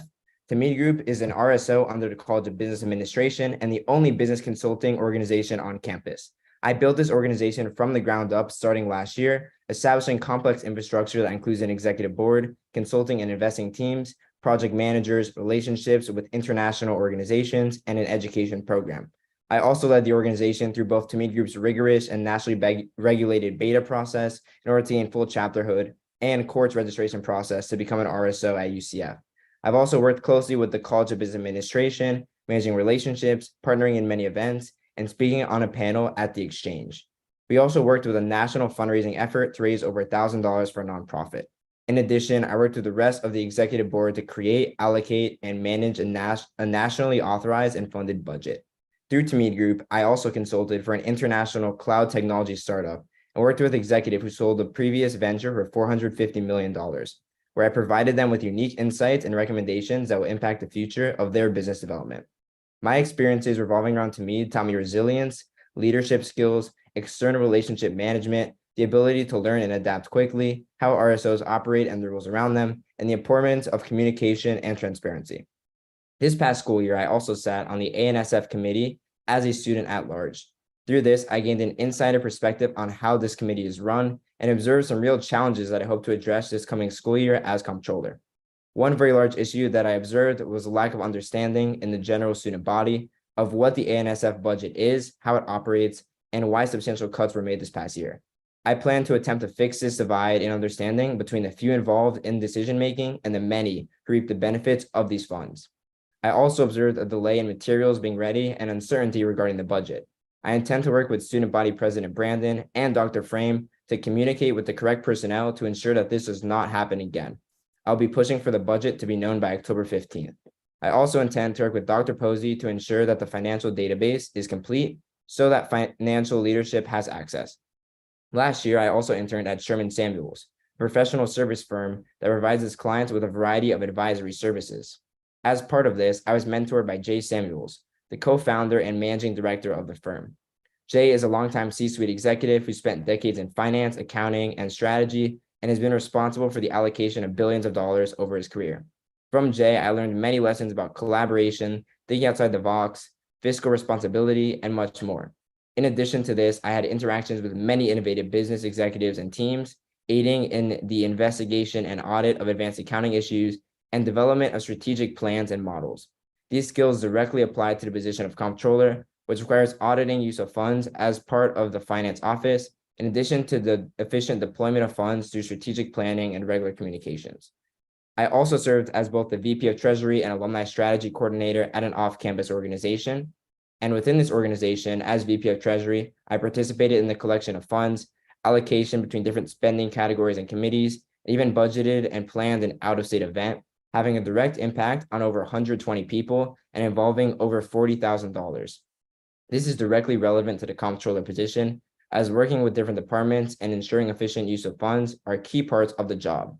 In terms of academics, through my accounting major, I learned the fundamentals of responsible and fiscally accurate accounting practices and have maintained a 3.6 GPA. As comptroller, I intend to work alongside members of student government to facilitate a culture of open communication, authenticity, collaboration, and transparency. I would like to emphasize that it is the job of the comptroller to be the chief financial officer of all student government bodies, meaning I will be there for all of student government. I will do everything in my power to understand everyone's need so that we can give you all the information to make the best possible decisions and collaborate. 30 seconds. I want to be comptroller to genuinely have an impact at UCF. Ever since I came to this university, I received a surprising amount of support and mentorship from those around me. I've been exposed to unique and dynamic opportunities throughout my time here, and I believe as comptroller, I could help the student body and move student government in a positive direction, helping to expose even more students to opportunities. Thank you, and I'm happy to hear your questions. We are now in questioning. Are there any senators wishing to ask a question? Give me 1 second while I recalibrate my Zoom real quick. Okay. It will go Temple, Borges, then Carter. Great, thank you, Madam Speaker. Temper, I like that. So 2 questions, if I may. You may. All right, so good evening, Mr. Kane. So my first question relates to your goal of trying to bridge the informational divide between students and student government regarding the budget. How do you intend on going about that? And you can provide as much detail as you want or as time allows. Yeah, for sure. So one key thing that I noticed on ANSF is kind of that huge disconnect. And I noticed that in all aspects, a lot of different aspects of student government, but specifically where ANSF comes from and what exactly it is. When I was sitting on that committee, I observed a lot of students, a lot of my friends, a lot of my peers posting on social media or talking in different group chats and saying, hey, student government is getting rid of this, getting rid of that. And a lot of the stuff they were saying was either entirely untrue or, they looked at it as, hey, student government is trying to do something bad and not looking out for the best interest of the students. And the reason why these kind of thought processes occurred and became so prevalent online was a clear lack of understanding of what the ANSF is, where that money comes from, and why it's allocated and how it's allocated. So the key thing that I'm looking at in order to solve for this is making some sort of clear communication to the student body, a clear breakdown, something like an infographic that says, hey, here's what the ANSF budget is, here's what it's funded by, here's what it comes from, here's all the different departments and agencies that it covers, and here's all the things that it goes towards, and here's how we allocate it. So by making a simple breakdown, explaining what it is, where it comes from, and what its goals are, I think that would allow the student body to better understand. You could also make other content, something like a video where you can go more in depth and explain more where that money is coming from. But I think having some sort of clear communication to begin with is the key, because from my experience sitting on that committee, when I was sitting on that committee and I saw all over social media while I was in that committee, everything that was being said, there was no communication to the student body of what was going on. They just saw, oh, I heard from my friend that this thing that I use all the time is getting cut. And they had no context and no information. So by making a deliberate effort to give them that information, we can make a better change for the student body and have a bigger impact. My second question, Madam Speaker. So it's sort of a follow-up from that, but I'll say my other questions related. But this one is, given the fact that you will probably be utilizing more. So in order to achieve that clear communication and breakdown, of course, it would have to dig in some very complicated information. How do you intend on making sure that information is not only comprehensible, but also accurate, so as to prevent a potential cascading effect of further misinformation that could spiral out of control should you release such infographic? Yeah, that's a really good question. So one key thing would definitely be speaking to our advisors, Shane and the director of the ANSF business office as well, and making sure that we have a clear understanding of all the details before you put things up. Obviously, if we want to make something that everyone can understand, we want it to be accessible to everyone. So by that, we're not going to get into all the little details, just the key points saying, hey, here's where the money comes from. Here's the different departments, agencies it comes towards. And here's why, let's say last year, there's about a $3 million decrease. Here's why this $3 million decrease happened. So by having a simple breakdown, consulting with the right people, and also running it by as many people as possible before we send out that information to make sure it's comprehensible and accurate, I think that would have a really large impact on the student body's understanding of the situation. All right. Borges, 2, if I may. you may. Hey, Jeremy, good to see you again. As a fiscal chair, I will need to rely heavily on you. You'll be like my backbone. How do you plan to advise me on complex questions and problems related to my committee and fiscal as a whole? Yeah, so definitely coming into this position, I definitely have some background through ASF, and I've done my own research, obviously, on Title VIII and all the things that are required. But one huge thing for me is going to be in constant communication with you. And any problem that you come to me that I'm not 100% that I know the answer to, straight up being honest with you and saying, hey, I know where we can find this answer. I don't have 100% of the answers. No one does. So for me to give you a recommendation, maybe if I didn't know everything would not be the best decision. The best decision is to say, hey, here's what I know. Here's how we can address this problem, and working together to best address that, because off the get-go, having that open communication and having that mutual helpfulness and working together would set a good precedent for the semester. And then my second question is, can you explain Title VIII in some detail and then explain specifically the purpose of ORS?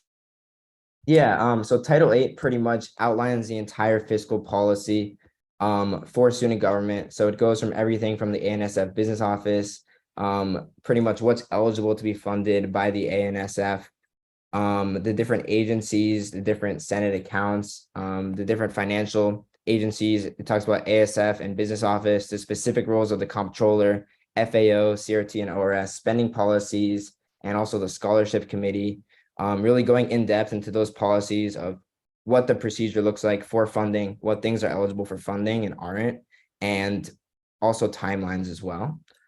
And in terms of the second part of your question, could you just repeat the part about ORS? Sorry. Just the purpose of it. Yeah, so the purpose of ORS is to basically review all the funding that is potentially misused. So when you're looking at something that has a high reversion rate or failure to contribute to an RSO contribution, reviewing and potentially looking at sanctions, potentially looking at probations, and also potentially looking at audits into additional departments if needed. Carter? I also have 2 questions, if that's allowed. Make it quick. We have 1 minute 30 left. Okay. My first question is, what are your plans to reach out to students who are not online all the time? Yeah, that's a good question. I would say definitely there are traditional means of communications, right? Something like a flyer saying, here's what's going on. Honestly, that infographic, once we make something like that, would be very easy to put into different forms of media, both physical and online.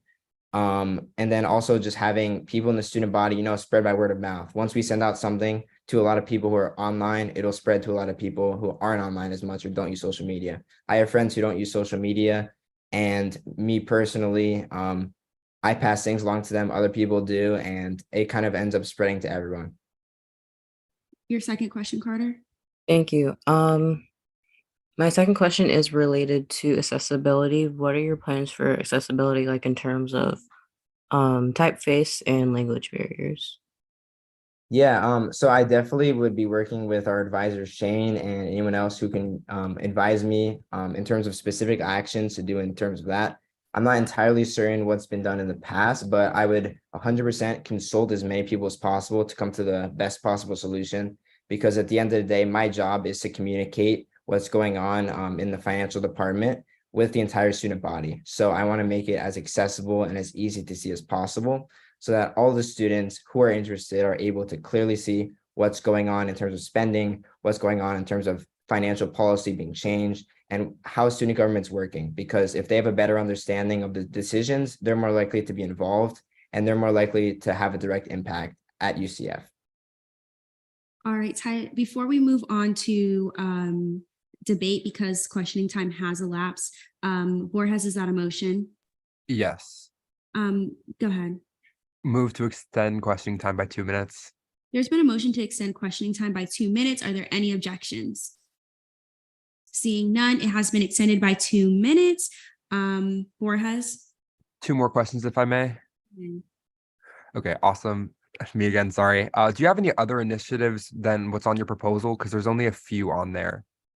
Sure. I would say that as comptroller, I would say it's not as much of an initiative driven position as other things such as the academic affairs coordinator or sports or things like that.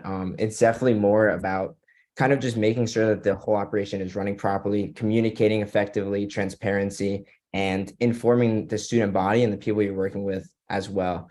In terms of massive initiatives, one huge thing that I want to work on is kind of RSO awareness of all these different funds and how they can access them. Because as someone who started an RSO myself, that information was never communicated directly to me clearly. If I didn't go in and do research, and if I wasn't on ANSF, honestly, I wouldn't know about a lot of these funds that are available. So making ways of making that information a lot more clear to the student body is going to be my main goal. So all this information that we've talked about throughout this hearing and before, just making it as clear to the student body so that people are able to take advantage, because at the end of the day, our goal is to help as many students as possible. And my second question. Yes, you have 30 seconds left. Okay. Can you explain what OCO, Operation Capital Outlay, is and how you work with it this year? Yeah, so operating capital outlay is pretty much mainly used on equipment and furniture. The ANSF business office pretty much handles the tracking and inventory of all of that.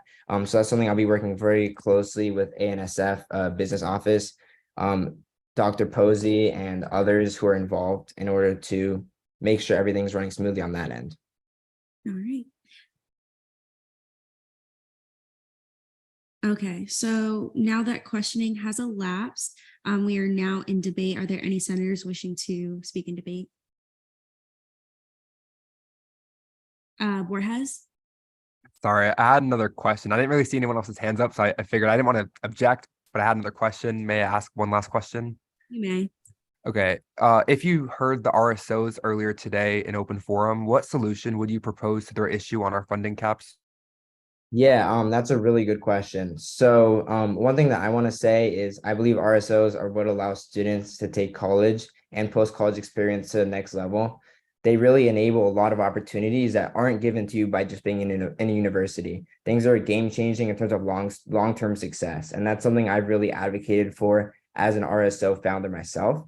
And so my goal is really to be that voice for RSOs, working with the Senate to find any and all potential solutions. And as I said before, spreading awareness. But in terms of what we can do for funds, I would definitely be working with Senate and seeing how we can best allocate money to really reach as many students as possible in all the different colleges. Okay, that was our last question. We are now in debate. Samilo? So Jeremy actually reached out to me before any of this and stated like, hey, I'm the comptroller appointee. I just wanted to reach out to you, get to know you. And we had a meeting actually, and he pretty much said, these are things that I want. What are things you want?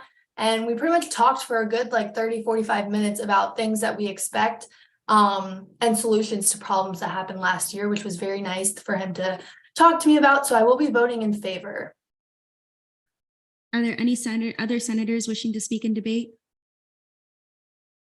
Chair Borges?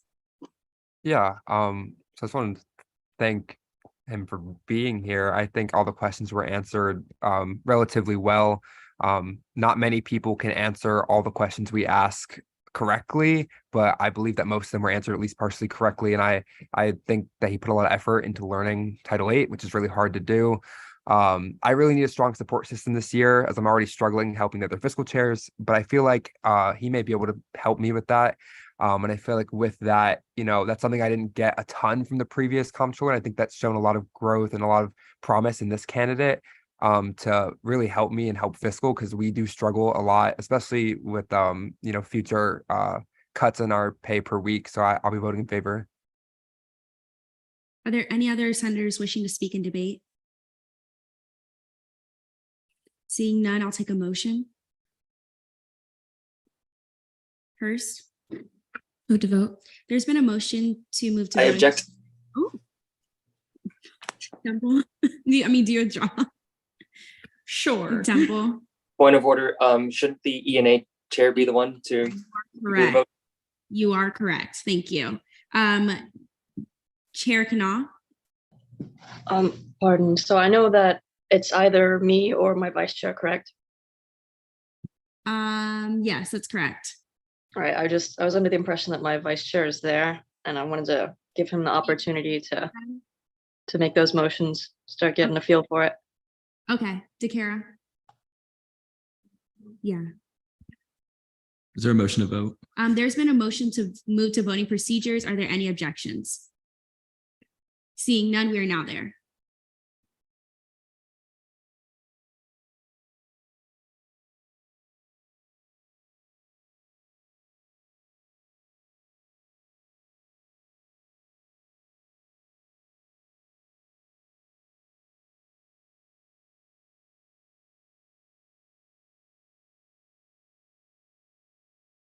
With a vote count of 27 to 0 to 7, congratulations, Jeremy Kane, for comptroller.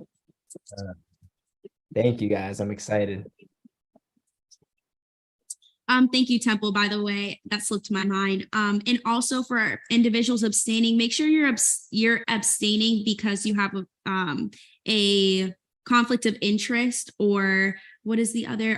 There's specifically something regarding your constituency of you having to abstain. It's important that we all vote, but you all have your reasons. Just make sure that you know that your voting is public record and students can see your voting. With that, I'm sure this is Elijah Leb for athletics coordinator. You have 5 minutes when you're ready.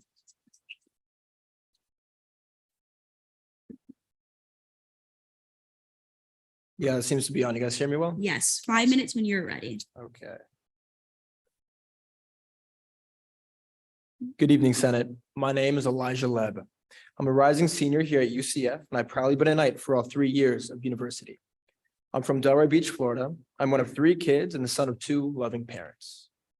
I've been playing sports since I was little and have a lifelong passion for competing in basketball, volleyball, and any other activity that allows me to tap into a competitive mindset.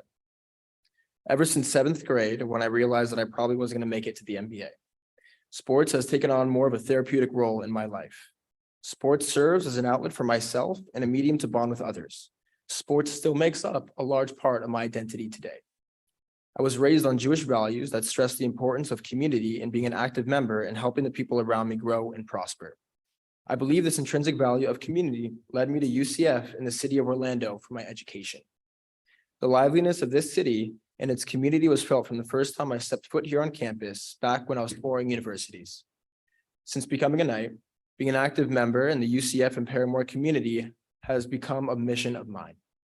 Joining the Big 12 is one of the many signs that our community is transitioning into a powerhouse entity in sports, a process that I'd love to be a part of. My experience working within teams throughout my life in sports and beyond has influenced my love of building and maximizing the potential of teams. My studies and experiences, such as interning for Orlando Health and the neuropsychology department, has taught me to approach teams empathetically and stress connecting with teammates. This passion has led me to choose the major industrial and organizational psychology with a minor in human resources. I also have much experience working in sports. I worked with the UCF athletics ticketing department during my sophomore year. I checked in guests at almost every sports event from football, volleyball, softball, baseball, and soccer. I also worked with a nonprofit sports organization in downtown Orlando, Florida Citrus Sports. I worked for them for 3 months as we collectively worked towards 2 college bowl games we were hosting, the Citrus Bowl and the Cheez-It Bowl. I learned the level of work that goes into executing significant sports events through that experience. The athletics coordinator position is the perfect opportunity to apply my experiences in sports and psychology. Beyond the job itself, I feel an affinity to the camaraderie and togetherness that our student government exhibits as they work together as a unit. Growing up, being a part of sports teams has taught me the importance of collaborating with others and the possibilities of what can be accomplished when the group is well organized. I see our student government as a well-run team. I don't just want to be a part of the transition process UCF is undergoing, but I want to be a part of the team that has a direct role in leading this transition. Going into this position, I hold 3 core values to a high degree. The first is transparency. I believe that being open and vulnerable with teammates and those who rely on you is essential. I plan on being open to the student government branches on my progress with upcoming events and being open to the student body when trying to maximize attendance at games and programs. The second value is communication. It's difficult for a team to be on the same page and work efficiently without proper communication among all members. Proper communication breeds trust along with enabling others with the ability to hold you accountable. I plan on constantly staying in touch with my student government colleagues at all times. My third value is collaboration. I plan to let my colleagues know what I'm working on daily and communicate my short and long-term goals. Team members need to look beyond themselves and their responsibilities and towards the tasks of others. I plan on collaborating with the student government branches while planning events along with helping others where help is needed. The athletics coordinator position requires highly thought out initiatives to bring the student body to games and planning events that bring our nights together through sports. I plan to carry on the initiatives of the previous athletics coordinator, 1 minute remaining. like having a mechanical bull and a bounce house at Memory Mall for game days. I also plan on devising new initiatives as athletic coordinator aimed at getting RSOs more involved on game day, creating connections within intramurals, and collaborating with the Sports Club Council to figure out ways to bridge the gap between athletes and the student body. I'm looking forward to being a part of the team that's leading our student body into the Big 12. I'm excited to work towards making sports here at UCF more enjoyable and inclusive to all, especially those who don't follow sports. Thank you. I yield my time. Thank you. I feel like you called me out on that last line. I don't know. It's written down. All right, we are now questioning. Are there any senators wishing to ask questions? Temple, If I may. you may. All right, almost afternoon. Good evening, Mr. Leb. My first question relates to your hopeful collaboration with SCC and RSOs.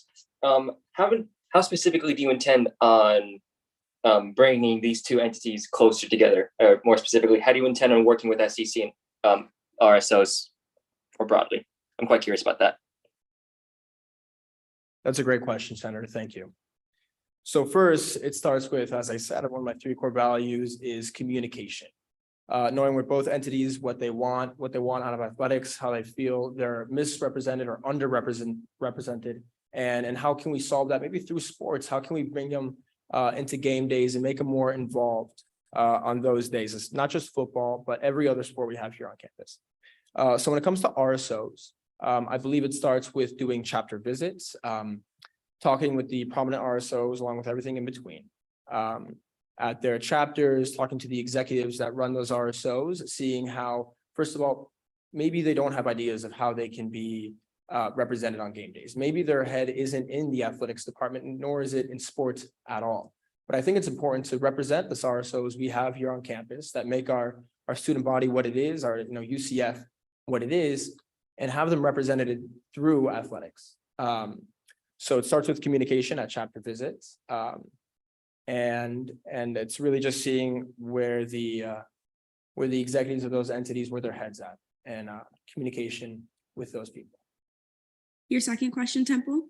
It's a follow-up to this last question. So with that in mind, I do know of certain RSOs that have integrated sports into their club activities. For example, I know of a few Latin American RSOs that have integrated soccer into their bonding exercise that have actually organized competitive like competitions between each other, derbies, I would try to call them.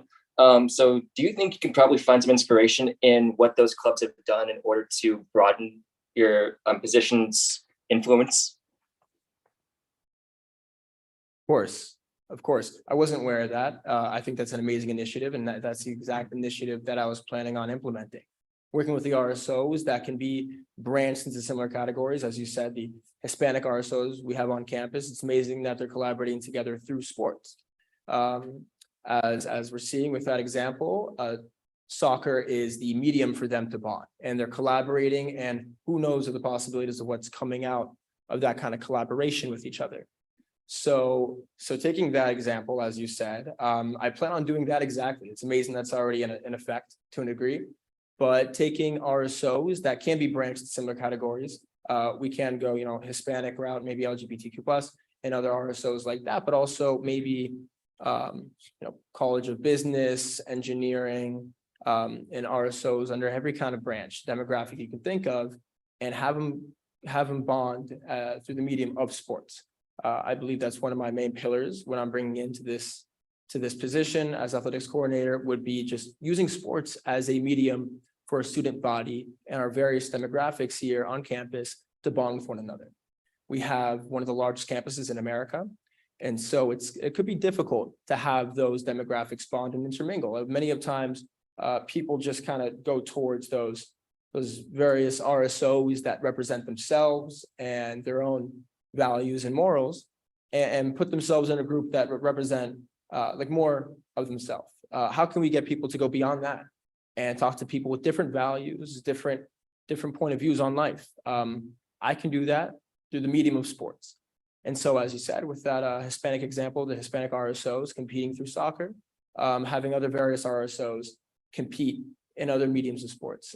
So first, as the aforementioned, going to chapter meetings and talking to the executives, talking to their members, seeing what kind of sports they'd want to compete in, and seeing what kind of our other RSOs they want to compete against.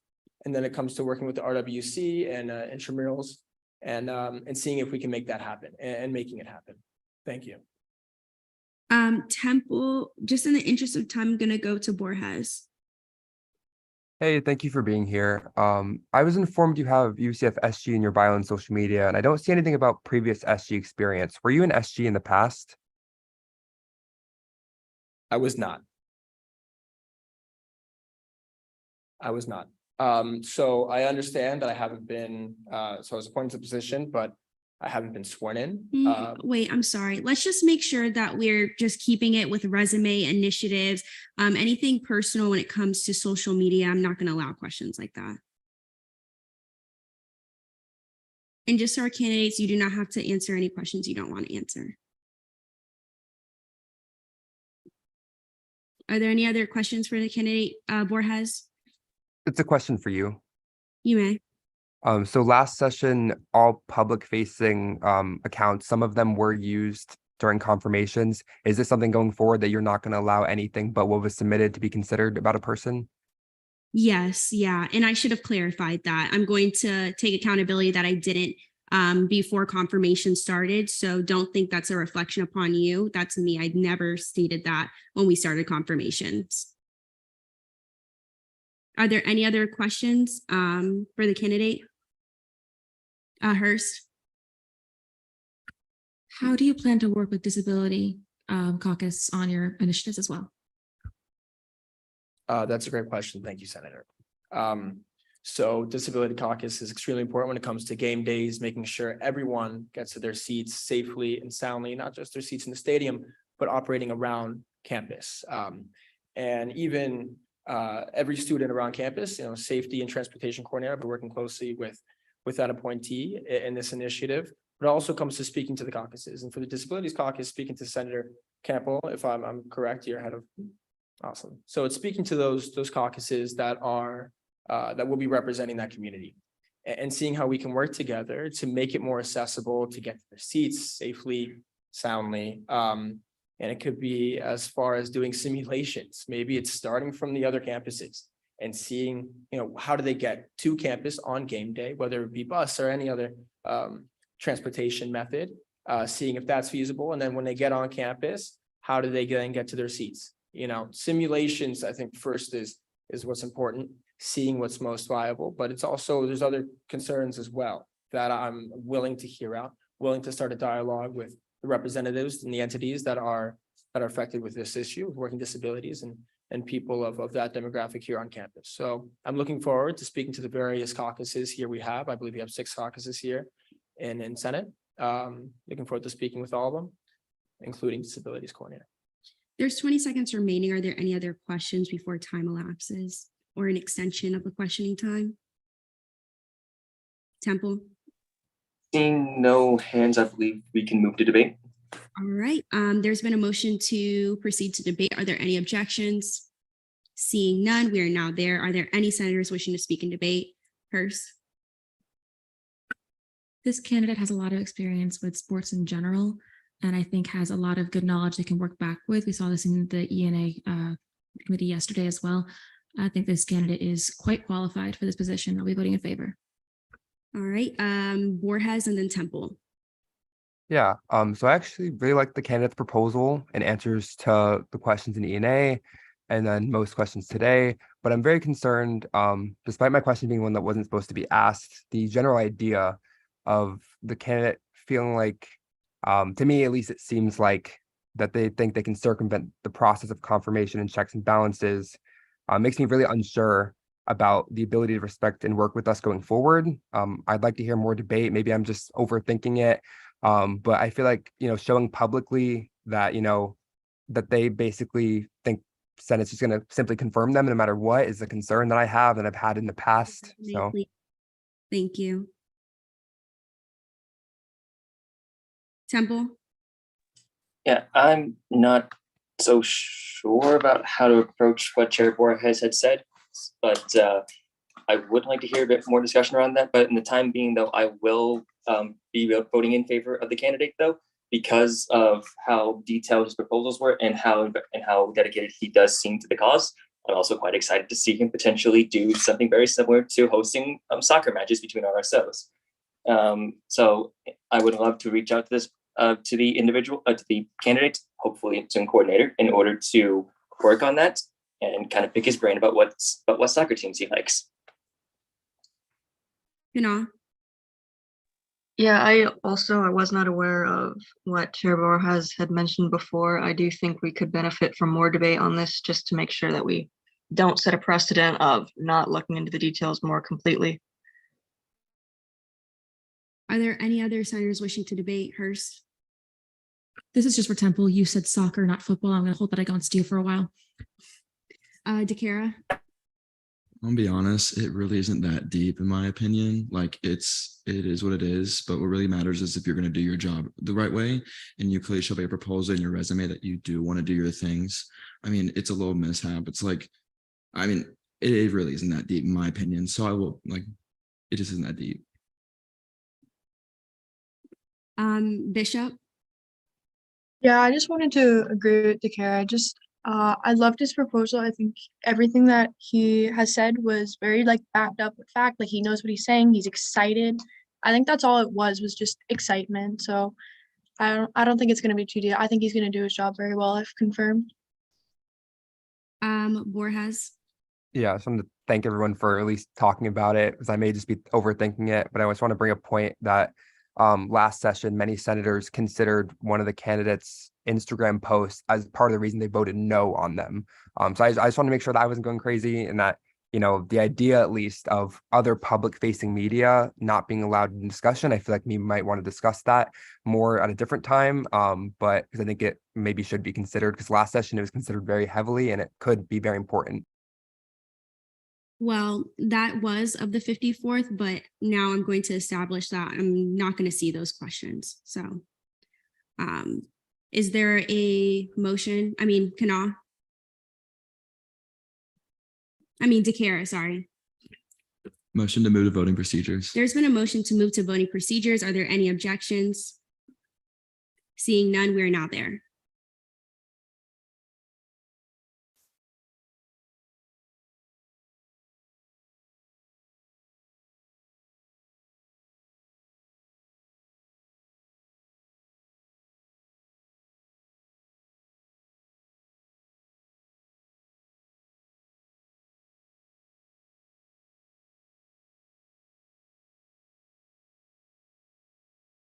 With a vote count of 27 to 2 to 3, congratulations, Elijah Leb, Brad Blandick, coordinator.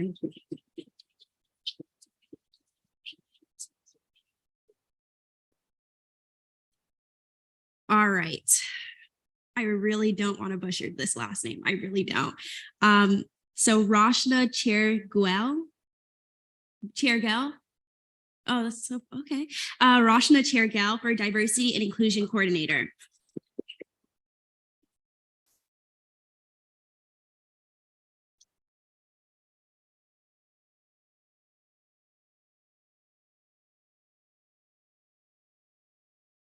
You have 5 minutes when you are ready.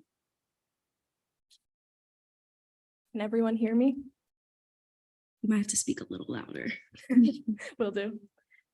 All right. Good evening, Senators. My name is Roshna Chergill, and I stand before you today as a passionate advocate for diversity and inclusion. It is with great enthusiasm and a genuine desire to make a difference that I present myself as a candidate for the position of DI coordinator. As a junior majoring in health sciences and minoring in medical sociology, my academic and extracurricular pursuits have fueled my understanding of the importance of inclusivity within our campus community. However, my journey towards this path began long before my university years. Born in India, I spent my early years immersed in a rich multicultural environment. Growing up, I had the privilege of being able to learn and speak 2 Indian languages, Tamil and Malayalam, which further deepened my connection to my heritage. In addition to language, I have spent over a decade learning Bharatanatyam, an Indian classical dance form, and more than 5 years dedicated to learning Carnatic music, Indian classical singing. These experiences have not only enriched my life, but have instilled in me a profound appreciation for cultural diversity and the power it holds in fostering unity. My diverse upbringing and personal experiences have inspired me to not only celebrate my own culture, but to explore and embrace the cultures of others. It is this curiosity and passion that has driven me to seek the role of DI coordinator. Currently, as a pre-med student, my deep interest in medicine has instilled in me a profound sense of empathy and a commitment to understanding the unique needs of individuals from all backgrounds. This has led me to actively engage with my peers and advocate for their well-being. I had the honor and privilege of serving as the Director of Advocacy in AMSA this past year. During my time in this position, I learned valuable lessons about the importance of recognizing and responding to the diverse challenges and concerns faced by our student population. One significant initiative that I was involved in was the creation of an action committee dedicated to addressing the mental health needs of our pre-med community in the organization. Through collaboration with passionate individuals, we realized that mental health was an issue that required greater attention, particularly within the demanding pre-med environment. As a result, we partnered with CAPS to organize a mental health workshop. This workshop served as a platform to educate our peers, alleviate stress, and encourage open discussions on mental well-being. Witnessing the positive impact that this initiative had on our community solidified my commitment to continuing such efforts and ensuring that every individual on our campus feels supported and valued. Off campus, my involvement with organizations such as Chinmaya Mission and Ayuth has given me some experience with the values and experiences that for the role of DI coordinator would see fit. Through CMO, a global nonprofit promoting Indian cultural and spiritual values, I've had the privilege of organizing and participating in various community service projects that aim to bridge cultural gaps and foster understanding among diverse groups. This engagement has allowed me to develop invaluable skills in communication, collaboration, and cultural sensitivity. Furthermore, as an active member of Ayuth, an international youth organization dedicated to social engagement and sustainable development, I have worked alongside individuals from diverse backgrounds, collectively striving to address social issues and promote inclusivity on a global scale. These experiences have reinforced my commitment to fostering an inclusive environment where individuals of all backgrounds feel empowered, heard, and valued. Last week, I had the opportunity to attend a couple of Senate caucus meetings. I found it immensely valuable to observe and engage with the APIA caucus meeting and the Disability caucus meeting. These experiences have allowed me to gain firsthand insights into the initiatives and concerns brought forward by these important student groups. Should I be confirmed in this position, I'm committed to actively engaging with all the caucuses, seeking their input and incorporating their perspectives into the initiatives and policies aimed at promoting diversity and inclusion. By fostering these collaborative partnerships, we can truly create an inclusive campus environment that addresses the needs of all student populations. Additionally, I recognize the importance of seeking guidance and insights from those who had previously held the position. Eager to learn from their experiences, I reached out to Jade Collins to introduce myself and initiate a conversation. Engaging in heartfelt discussion, Jade generously shared her invaluable knowledge, advice, and perspectives on the role. This conversation proved to be pivotal and an enlightening experience, providing me with a wealth of information that has further solidified my commitment to pursuing this role. 1 minute remaining. Speaking with Jade not only underscored the significance of open and supportive communication within our community, but also highlighted the incredible value of connecting with those who have walked a similar path. I firmly believe in creating an inclusive environment that not only embraces diversity, but celebrates it as a catalyst for growth and understanding. I will strive to collaborate with student organizations and faculty to foster a campus community where every voice is heard, every perspective is valued, and every individual feels a sense of belonging. Thank you for considering my candidacy, and I look forward to the opportunity to contribute to the ongoing work of promoting diversity, inclusion, and acceptance on our campus. I yield my time and stand ready for questioning. We are now in questioning. Are there any senators with questions? I would like to see some new hands and not the same 3 people, please. It's very important that our senators are engaged via Zoom. We are now in questioning. I'll go Yalaman, Chili, and Carter. Hello, thank you for being here. One of the concerns that I have as a citizen of Florida is the passage of SB 266, which forbids universities to spend public money on diversity, equity, and inclusion programs. So agencies in our universities, such as the MSC, the Multicultural Student Center, are at risk. Professors are at risk if they teach about topics relating to diversity, equity, and inclusion. And so as D&I coordinator, what can you do to protect those organizations and protect academic freedom on this campus? Thank you for your question. So, we all know that bill is definitely not having all of our best interests at heart. But the important thing to note about the bill is that it specifically states that we can't use the government funding and money for it. However, it also states that, student dollars, which is what we run on, we are allowed to use that. So, given this position and the responsibilities that come with it, I would honestly just do my best to try to, have proper communication, see exactly what I could do, and put those student dollars to good use. Carter? 2 questions, if I may. You may. Okay, my first question is, in your speech, you mentioned engagement, and the previous coordinator sat on the LGBT caucus at their discretion. With this, are there any caucuses you plan on sitting on, or do you plan on having a rotating schedule for engagement?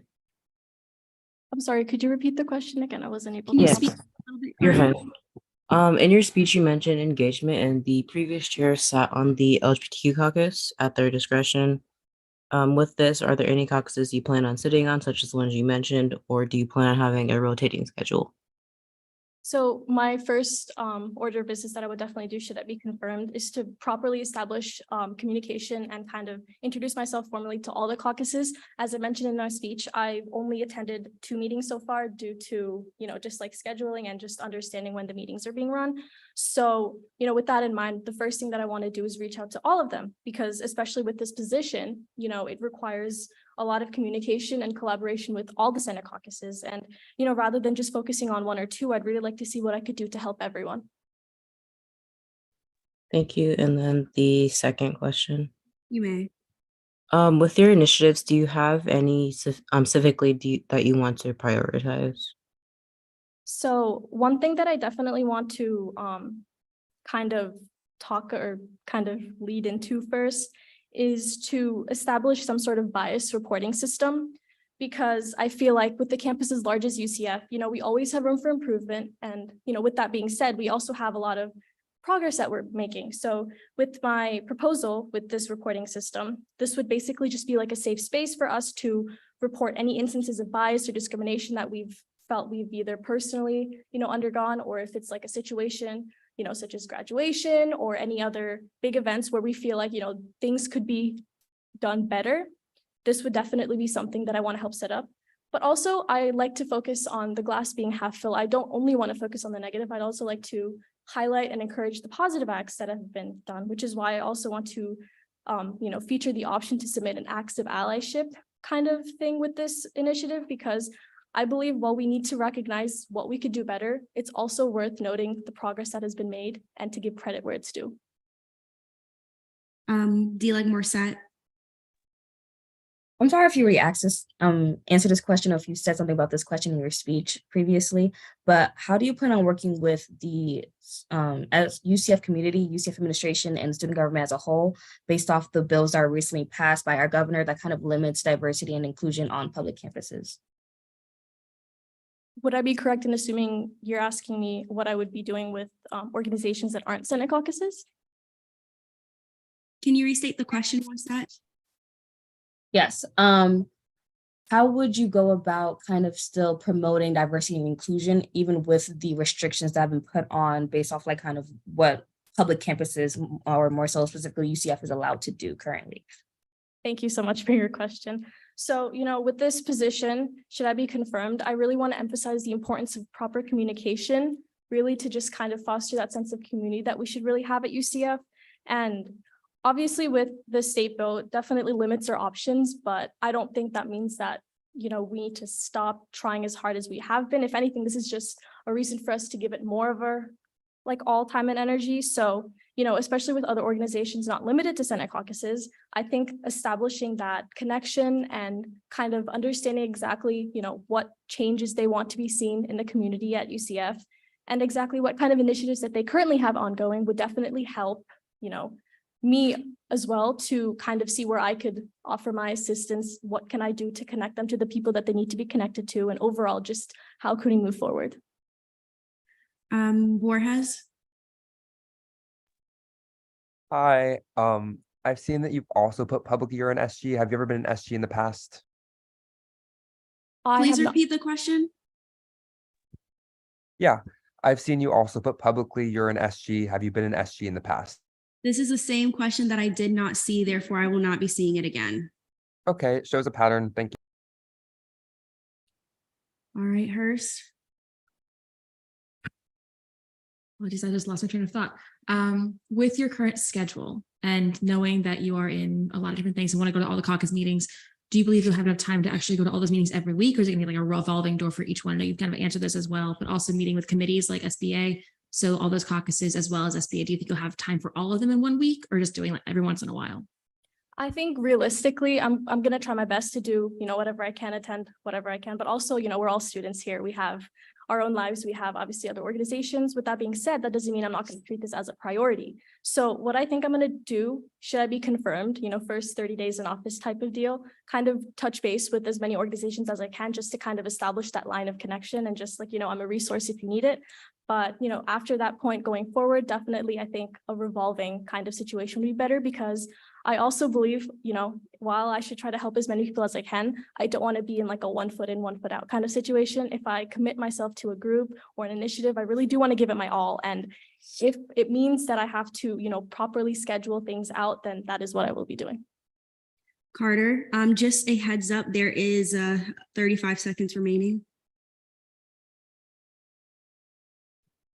Okay, am I able to make a motion to extend questioning? You are allowed to make that motion. Motion to extend questioning by 2 minutes. 2 minutes. There's been a motion to extend questioning by 2 minutes. Are there any objections? And if you're on the Zoom wanting to make an objection, literally just say it. Don't raise your hand. Okay, seeing none, questioning has been extended by 2 minutes. And you did not have a question, Carter? I did. You do? Okay, Carter and then Kana. With your position, what is something you hope to change with the community on UCF in terms of empowerment and engagement on all campuses? So something that I really want to do is kind of try to find a way to establish that sense of connection between all campuses, whether that means taking like a social media route, whether it means, physically visiting campuses to see exactly what could be done in order to have like in-person meetings, with whoever is involved.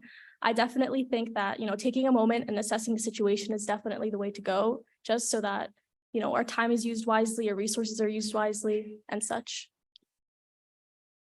Kana? How do you plan on building on your base of government experience in this role to further your productivity in the job?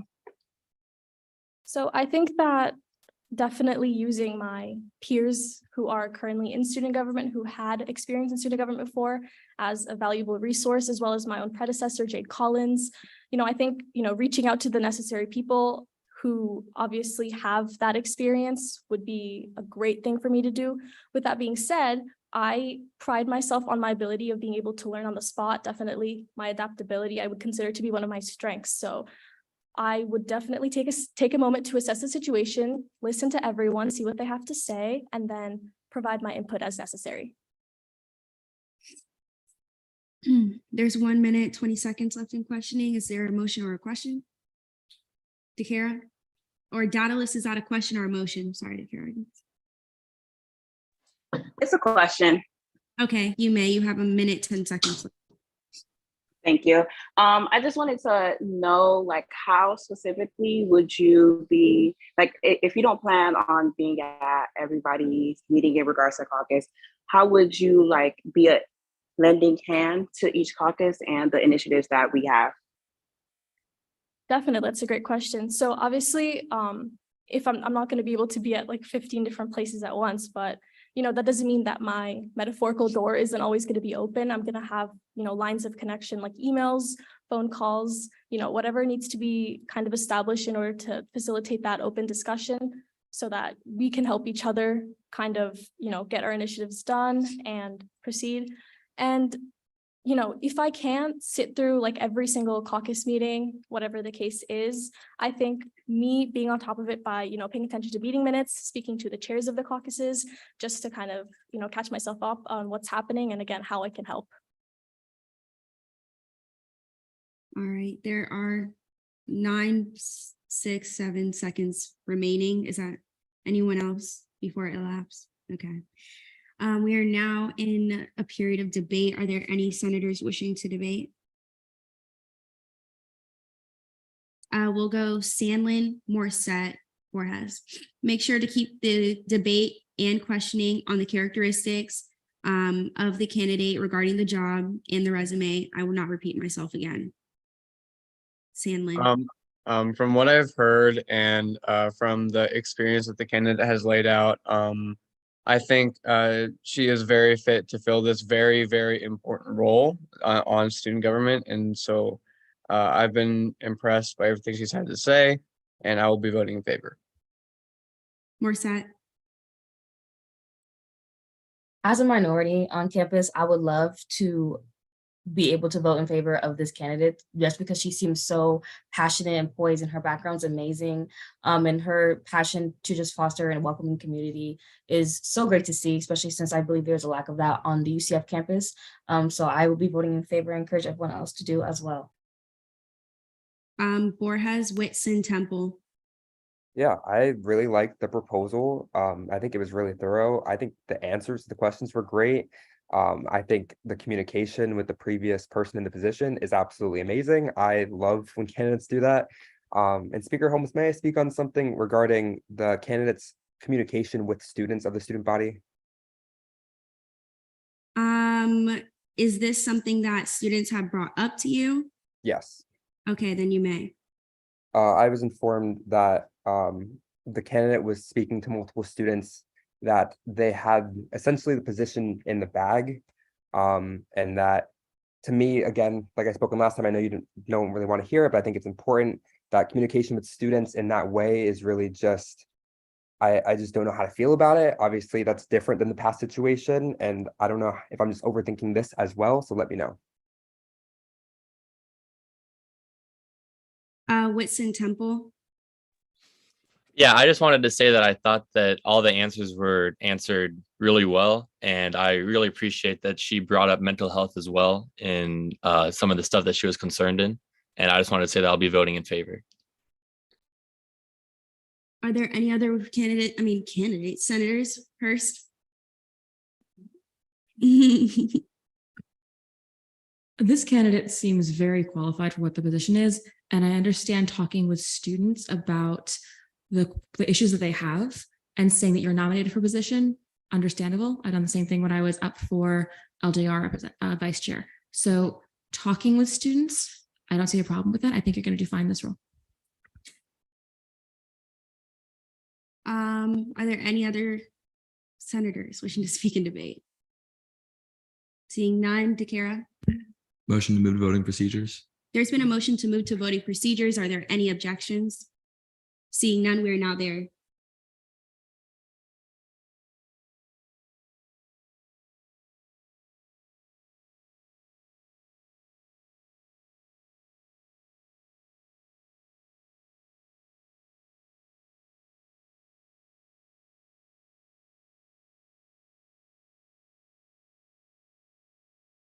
With a vote count of 25 to 2 to 4, congratulations, you're confirmed as D&I coordinator.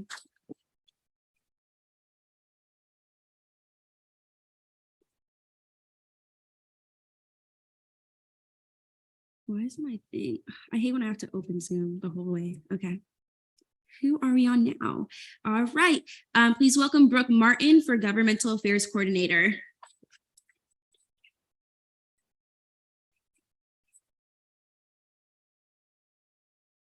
Ms. Martin, you have 5 minutes when you are ready. Thank you, Madam Speaker. Can you all hear me? On the Zoom, can you all hear her? All right. I'll Yes. Good evening, Senate. First and foremost, thank you so much for being here tonight and taking the time to consider me. I'm extremely appreciative of all of the work you do for our students. For those of you that don't know me, my name is Brooke Martin, and I'm the appointee for the Governmental Affairs Coordinator. I'm a rising senior here at the wonderful University of Central Florida, and I plan to graduate in the spring of 2024. I'm majoring in political science on the pre-law track with 2 minors, one in criminal justice and the other in intelligence and national security. And I'm also pursuing a certificate in leadership studies. I was born in New Jersey, but moved to Florida when I was only 1 month old, so I consider myself to be a Florida native. My hometown of Bradenton, Florida is very near and dear to my heart because it's the place where I learned teamwork, compassion, and why it's so important to give back to others in the community. In high school, I gained over 1,000 hours of community service through organizations such as National Honor Society and Girl Scouts of Gulf Coast, Florida. I also learned what it takes to be a leader during my time as dance team captain and student government president. When applying to college, I knew I wanted to attend a university that would continue to allow me to give back to others. After researching all of the organizations and resources that UCF had to offer, I knew it was the right place for me. I began my freshman year during the height of COVID-19, but I did not let that stop me from getting involved. I participated in events like Nighthon, volunteered for Volunteer UCF, and completed the Lead Scholars Academy. I'm currently a member of Tri Delta, where I have raised thousands of dollars for philanthropy such as St. Jude Children's Research Hospital, Children's Miracle Network, Prevent Child Abuse America, and breast cancer awareness and education. These experiences have helped fulfill my love for giving back, and I hope to continue to do so through the realm of politics. Politics is something that I'm extremely passionate about, as our government plays a role in every aspect of our lives. When I saw an ad for the 2022 UCF Day at the Capitol event, I knew I had to attend. So I woke up around 3 a.m. and hopped on a bus to begin the 4-hour journey to Tallahassee. This was my first time at the Florida State Capitol, and it was an absolute honor to be able to lobby on behalf of my fellow students. Participating in this event sparked my interest to run for Student Government Senate. So I launched my campaign and was elected to serve in the 54th session for the College of Sciences. I enjoyed hearing from students and voting on legislation to make our university a better place. Unfortunately, my time in Senate was cut short when I was selected to go back to Tallahassee as a part of the UCF Legislative Scholars Program. The Legislative Scholars Program is a prestigious, nonpartisan spring internship where students have the opportunity to work full-time in Tallahassee in support of the Florida legislative session. I had the honor of working for State Senator Jason Broder, who represents parts of the Central Florida area. During my time in Tallahassee, I was able to learn the legislative process front and center, hone and acquire new skills, and establish great connections. It was an extreme honor to represent UCF on the state level as a legislative scholar. In addition to my internship in Tallahassee, I've also interned for U.S. Congressman Vern Buchanan in both the district and Washington, D.C. offices. Each of these experiences have given me a clear understanding of the ins and outs of government affairs. I applied for the Government Affairs Coordinator because I believe I have what it takes to fulfill the duties of the position and succeed expectations. Both in Tallahassee and in Washington, D.C., I have gained a true understanding of the lobbying process and how it is done best. This past semester, I had the opportunity to attend Day at the Capitol events for other universities, and I gained tips and tricks on how we can improve our event and make it more memorable for both the legislators and UCF participants. As the Governmental Affairs Coordinator, I will strive to obtain strong interbranch relations. It is my mission to build trust and communication across the 3 different branches of our student government. Working together and promoting transparency will help everyone succeed. I have close relationships with both Kylie Anzueto and Courtney McLean, who have previously served in this role, and I plan on working with both of them, as well as Chair Temple and the GAP committee, to coordinate on how we can brainstorm ideas and improve our UCF Day at the Capitol event. 40 seconds. All in all, I believe I'm a great candidate for this position. I have extensive experience working on both the state and federal levels of government, and I've obtained a true understanding of the lobbying process. I'm passionate, educated, well-organized, and I work well with others. I'm excited to collaborate with and hear ideas from everyone involved. I am dedicated to this university, and I want to ensure that UCF and its initiatives are represented in the best possible way. It would be an extreme honor to be confirmed tonight as your Governmental Affairs Coordinator. Thank you for the time and consideration. I yield. All right, we are now in line for questioning. Are there any senators wishing to ask questions? Again, I need some new faces. I'll go Yalom and Chili, then Temple. Thank you, Madam Speaker. 3 questions, if I may. You may. All right, my first question to you, Mrs. Martin, is we have had Day at the Capitol this year, and I was on it, and what I found as my experiences from it were that the agenda we advocated for did not succeed. And there were many bills that we advocated for that the legislature opposed. There were many bills that we advocated against that the legislature passed. It was of members' opinions that when we went up to Tallahassee, we either were shut down by legislators outright, ignored, or told that the legislators agreed, but could not do anything about the issue. And so it left many people coming back disillusioned with what Day at the Capitol is, and how effective it is as a lobbying opportunity to enact change in this state. And so what can you do as GAC to improve Day at the Capitol so it is more than just advocating for policies that will likely fail in the legislature and feeling disillusioned about it? Yeah, thank you, Chair Yalom and Chili, for that question. It's an excellent question. To start off, I will be working 100% with the GAP committee to hear the students' concerns. I know they're about to send out the student survey. Ultimately, if the students believe that something is important to them, we should stand behind the students 100%.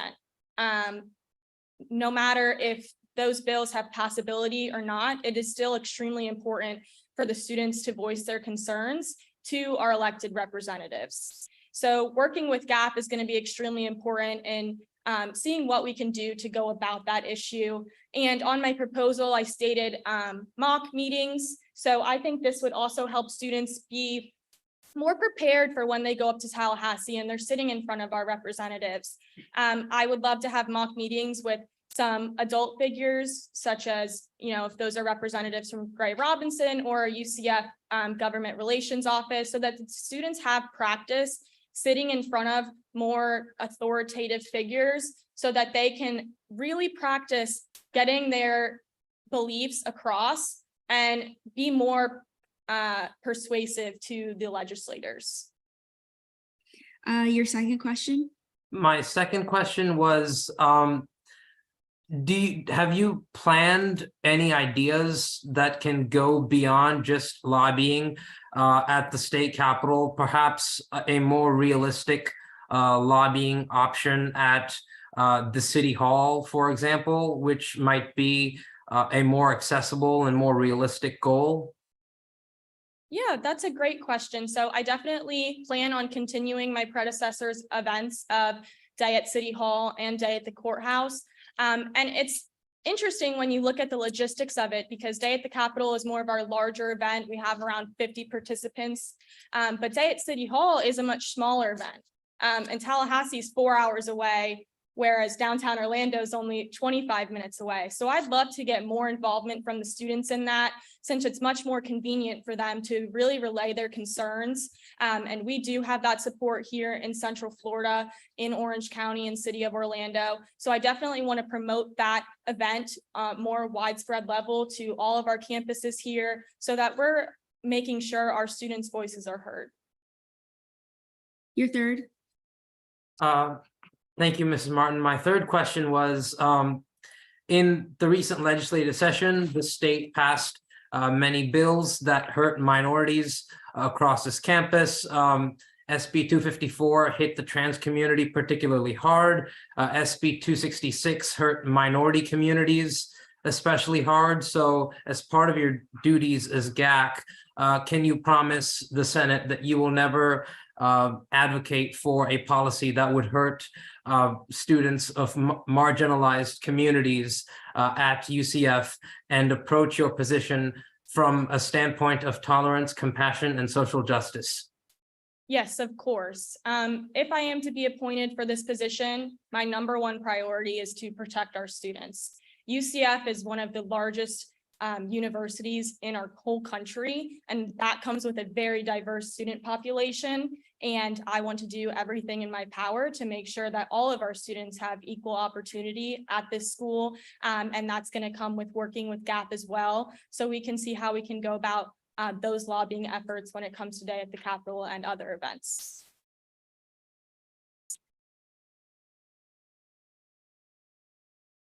I'm sorry, give me 1 second.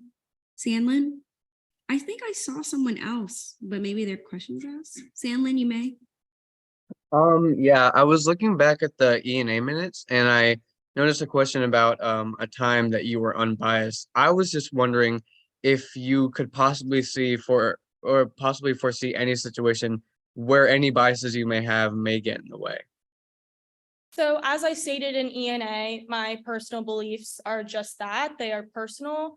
If I am to be confirmed tonight, I leave all of my personal beliefs and biases at the door.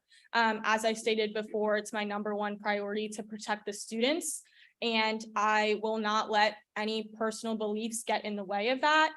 This position is to primarily serve as a logistical and coordinating position. Where it comes to legislation and things like that, that's where I work with GAP on their responsibilities. However, ultimately, I will ensure that I'm protecting the students in any possible way I can, and my previous experience with being unbiased will help me pursue that. Let me see. Okay, we have 1:40 left. Are there any other questions? DeCara? I have two. You may. First one, this is referring to your proposal. You speak about a political fair and a conference. Can you elaborate a little bit more on that? Sure. So that's continuing some of my predecessors' events. I know Courtney previously had a political conference this past semester where she invited some different individuals to come and speak to the students. I would love to continue that event and coordinate with Courtney more on the details of that if I am to be confirmed tonight. But it's definitely great to bring individuals here, especially elected officials, so that we're allowing our students the opportunity to network, ask questions, and just get to know our elected officials and who's representing them on the local and state level. Then the second one refers, let me hope I word this correctly. So UCF is a very diverse school. Unfortunately, with the state's legislature, we do have problems like that. The thing is, when we speak about these little political, legal like fairs and government conferences, you're supposed to represent both sides. You're unbiased. So I'm ensuring that you will both represent both parties that are very predominant in the state, even though one right now has been one against the other and one against a lot of people of the school, you still have to represent the others. Do you ensure that you will be able to do that? Yes, of course. And I appreciate your question. I understand where you're coming from. Like I stated before, our university is extremely diverse. And if I am to be confirmed to this position, it is my #1 priority to ensure that both sides are being heard and reaching across the aisle and collaborating with others. And I think that facilitating our annual debate between the college Democrats and college Republicans is extremely important when it comes to promoting diversity in thinking. And I know we weren't able to have that event last year, but I want to continue that, as well as working with other political affiliated RSOs to make sure that we're spreading awareness and education about all topics that are affecting our students. Question time has elapsed. Did you have a question? No. Was that a motion, I guess? Or, well, we're in debate now. Hurst. The candidate has shown, especially in both ENA as well as tonight, that they are not going to let their personal biases get in the way of their position. That is the main concern I think a lot of us have with this position, as it is one of political leaning, which will be non-biased if the person that is being nominated is going to stay true to what they've said tonight. Therefore, I believe that we are in a good place to vote in favor of this person. I will go Samilo and then Temple. So yeah, during ENA, this candidate did explain to us that her scholar program that she did go on was nonpartisan, meaning she could either be Democrat or Republican, and she didn't care. She was just excited for the opportunity and willing to just go out there and be whatever they chose. So with that being said, I also second Amanda's, Hurst, statement about it not mattering to her and that being a big thing for us. So I will be voting in favor for this candidate as well. Okay. Temple, then Yalaman Chili. Right, thank you, Madam Speaker. So yes, I actually did get a similar treatment with Ms. Martin as Chair Samilo had with now Comptroller Kane. She had actually approached me before all of this had happened, and we had established a meeting along with myself and the Vice Chair of GAP, Vice Chair Bishop, and we had a pretty lengthy and pretty healthy discussion regarding our initiatives for the coming year. And I am so very, very excited, not the least bit because I get to see a former GAP member who I used to, well, let's just say that she used to be in my committee and she had to hear all about Liverpool nonstop. And needless to say, I'm very, very happy to see her in this position, although I am sad that she was no longer in GAP for much longer. I know that she will do a fantastic job. And I know that the lessons of not only GAP, but also the lessons from her internship up at the state legislature through legislative scholars, as well as her various lobbying initiatives with other states will basically come to fruition within this position, because I know that Ms. Martin will be able to put aside any and all political biases in order to advance the causes of the student body. Therefore, I will be voting in favor of the candidate tonight, and I encourage you all to do the same. Yalaman Chili, did you still want to speak in debate? No, actually. Thank you, though. No problem. Are there any other senators wishing to speak in debate before I hand it off to DeCara? No? Okay, DeCara. Motion to move to voting procedures. There's been a motion to move to voting procedures. Are there any objections? Seeing none, we're now there.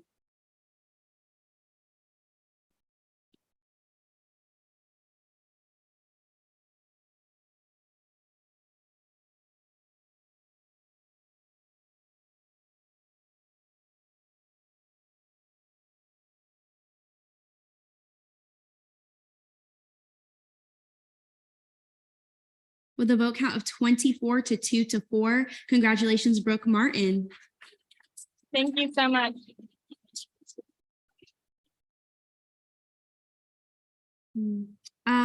Okay, so we may not be able to get through all the candidates. This next candidate we can see, we just will have to move fast because we have one resolution, one proclamation to be remanded to SBA, at least remand them. So I'm not saying move, let me retract my statement, not move through as fast, but efficiently. So 5 minutes when you are ready, and this is Christina Cabrera for Safety and Transportation Coordinator. Did I pronounce that correct? You have 5 minutes when you're ready. Thank you. Thank you for having me here today. I am very grateful and excited to be here today to speak on behalf of the Safety and Transportation Coordinator position. My name is Christina Cabrera. I am a rising sophomore from Indialantic, Florida. I grew up in Florida, and when choosing my college, I instantly fell in love with UCF. Seeing and experiencing school spirit at UCF made me want to join this community. I feel confident in the dream I made to attend UCF, and I am thankful to be part of this community. Within the past year, I have grown as a leader by joining various clubs and organizations. Within UCF, I participated in Nighthon and became part of Marathon Relations. This is where I was leader in high schools in the Orlando area that supported Nighthon. I'm also a member of Kappa Alpha Theta, where I serve as their service director. As a member of Theta, I have seen risk and safety firsthand, as we must always ensure that risk is taken into account and information is correctly shared with others. While being a part of Nighthon, I have been able to see the work individuals put in, especially concerning accessibility. While planning a 20-hour event, we must make sure everyone is staying safe and there are accommodations made for people with disabilities. Lastly, my passion for transportation comes from my dad, who has worked in the transportation industry his whole life. Watching him accomplish his goals in the transportation area, such as cargo, railway, overseas, and much more, has made me want to strive to make sure our home, UCF, is the safest and most effectively run university. I'm immensely thankful for the opportunity to be a part of SGLC. Through SGLC, I have put my leadership skills to work. These include active listening, problem solving, and keeping an open mind. I was guided by amazing mentors and learned about the judicial, legislative, and executive cabinets. I hope to bring qualities to the executive cabinet that include adaptability, servant leadership, and positivity. I strive to take all what I have learned this past year and continue to do my best to serve as a liaison between students and bring their concerns and suggestions about safety and transportation to organizations around campus that can directly help and impact students. Some organizations I will be asked to work alongside include Facility and Operation, Parking and Transportation, Victim Services, Mobility 2030 Committee, CIO Executive Committee.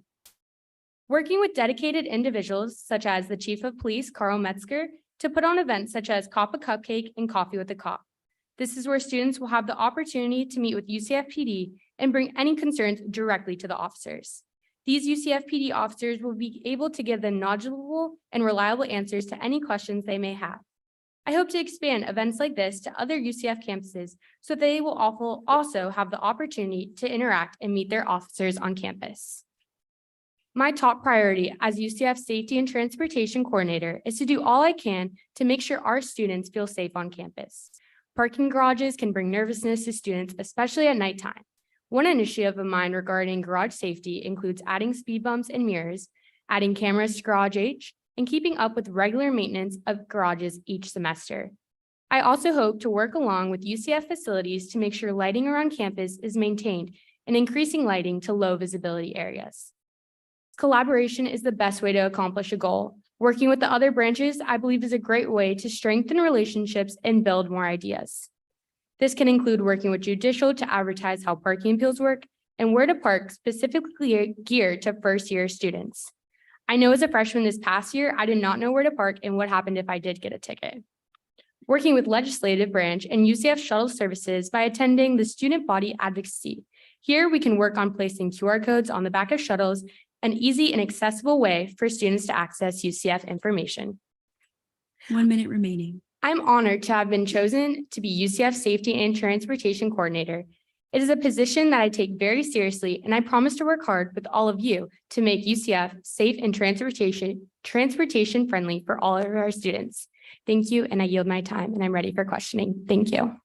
We are now in line for questioning. Are there any senators with any questions? Sandlin, and then Yes, thank you for coming out. I was just wondering if you had spoken or talked to any previous holders of this position, and if so, what have you learned from them?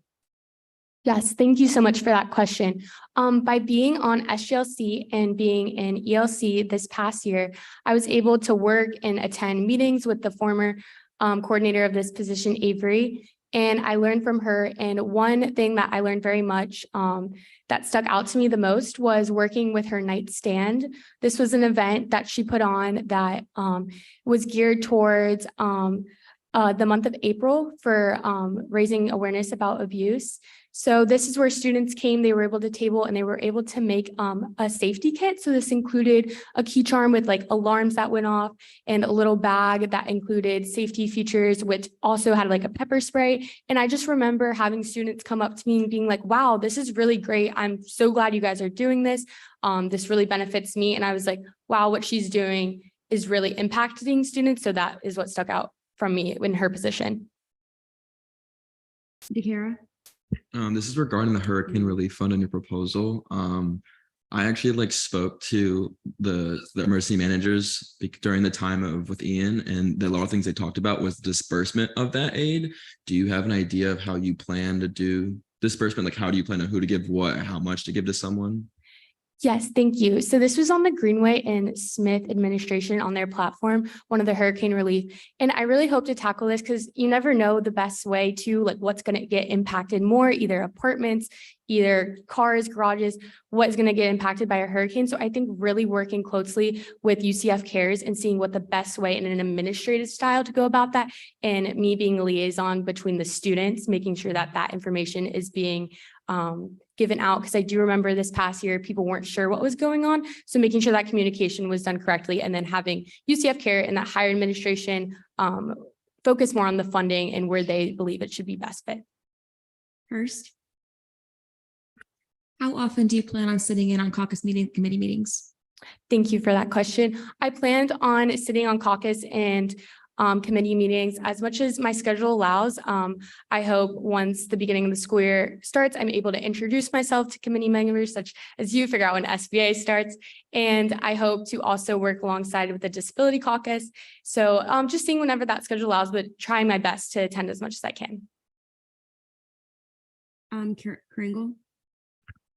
Yeah, so what are probably the 3 major goals, initiatives that you want to achieve by the end of your term? Yeah, thank you for that question. So one of my most favorite initiatives, and one that I think will directly impact students the most, is in the Libra Garage, tackling the safety of that, whether it be putting speed bumps or mirrors, because this is the one where the academic village is, and a lot of students are going in the middle of the day, going at night, and I just think there's heavy traffic in there. And I remember living there this past year, people zooming through the garages. So that being one, and also just keeping that collaboration up with UCF PD and those events, and bringing them to other campuses, because I know there wasn't that wasn't allowed this year and we weren't able to make that happen, but really striving for that because I know it was great and the officers really enjoyed it, getting to know the campus. And I think it makes people and students feel more safe that they know who's taking care of them. Are there any other questions? If not, I'll take a motion. Kringle? Motion to move to debate. There's been a motion to move to debate. Are there any objections? Oh, Samilla, you got a question? No? Okay. There's been a motion. Okay. There's been a motion to move to debate. Are there any objections? Seeing none, we are now there. DeKara? It seems pretty apparent that with all these appointees, that they have very extensive proposals, which is very beneficial because I want to make sure that you're working with all the different branches and also just the caucuses and that. And in this entire thing, you've stated out who you're gonna be working with in your administration, but also the caucuses and how you collaborators, how budget, that's what I'd like to see. So I'm probably gonna vote in favor in this. Samillo, and then Morset. So I unfortunately do have to abstain because Christina was my roommate last year. But even when I would be the driver every time, but she'd be in the passenger seat always telling me they need a mirror there. They need a mirror there. Always telling me something that needs to change. So this is just a great position for her. And I see that it's very fitting and I can't wait to see what she does. Morset?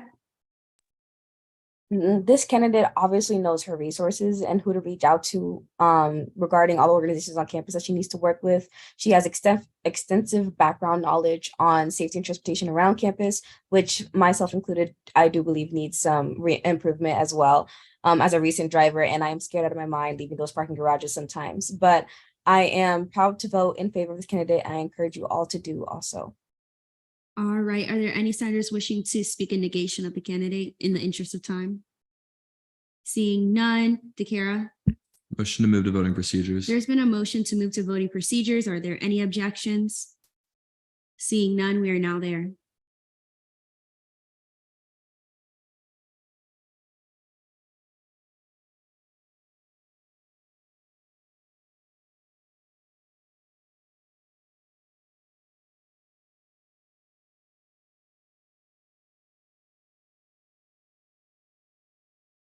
Congratulations, Coordinator Cabrera, with a vote count of 30-0-2. You are confirmed. Thank you.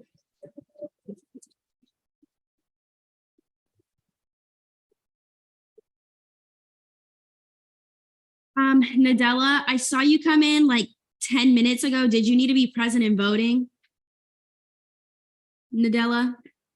Or did you just come back because you left on accident? I'm not sure. Just type in the chat. Is there a motion? Huh? It disconnected. Okay, gotcha. Is there a I motion? was disconnected from the Is there a motion to postpone the confirmations of Sydney Burge, Jarib Benitez, and Anna Balak? So moved. So moved. Next scheduled meeting. Okay.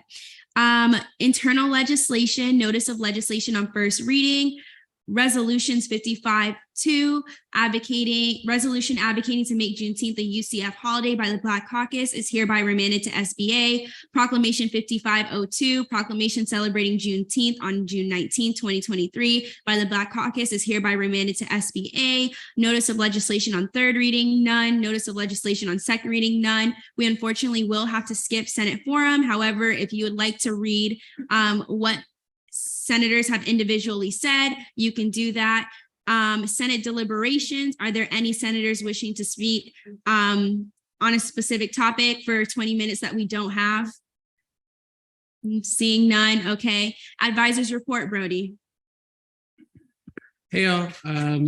Not a lot for me. I am not going to be in the office tomorrow. I'm going to a conference over the weekend, and I will also be out on Monday. Tomorrow, I won't be here in the office, but I am still reachable if you need to message me or whatever. Monday, I'm just taking the day off, so I will not be reachable. But I'll be back on Tuesday, and everything will be fine. Yeah, beyond that, I don't have much for you. I will just say, drop some senator shout outs in the minutes when you have a chance, because you all deserve to be shouted out. Hello, everyone. I had my first one-on-one this week, which was very, I don't know what the word is right now. But yeah, it was great. So if you would like to have a meeting with me, please set one up. I would love to talk with all of you. I'm here for you as always. If you cannot reach Brody, I'm always here for you. Shoot me an email and I will be there. Good luck to everybody taking the LSAT. These standardized exams are not for the weaks, but I know that y'all will do great. All right, Maddie. Happy Pride, everyone. Go do gay things this month. Love you. Hope to see you in the Senate soon. Bye-bye. Also, Chair Borges, if you have any concerns, like we've spoken many times before, you can bring them to me. Thank you. Is that all for that? Are there any questions for the advisors? Seeing none, miscellaneous business, there's no appointments, no resignations, but DeMarlo's drip down. I'm trying to see if anyone has their camera on. People need to start putting their cameras on because I don't have anyone's outfit to judge. So I guess third place, I'll put Sierra.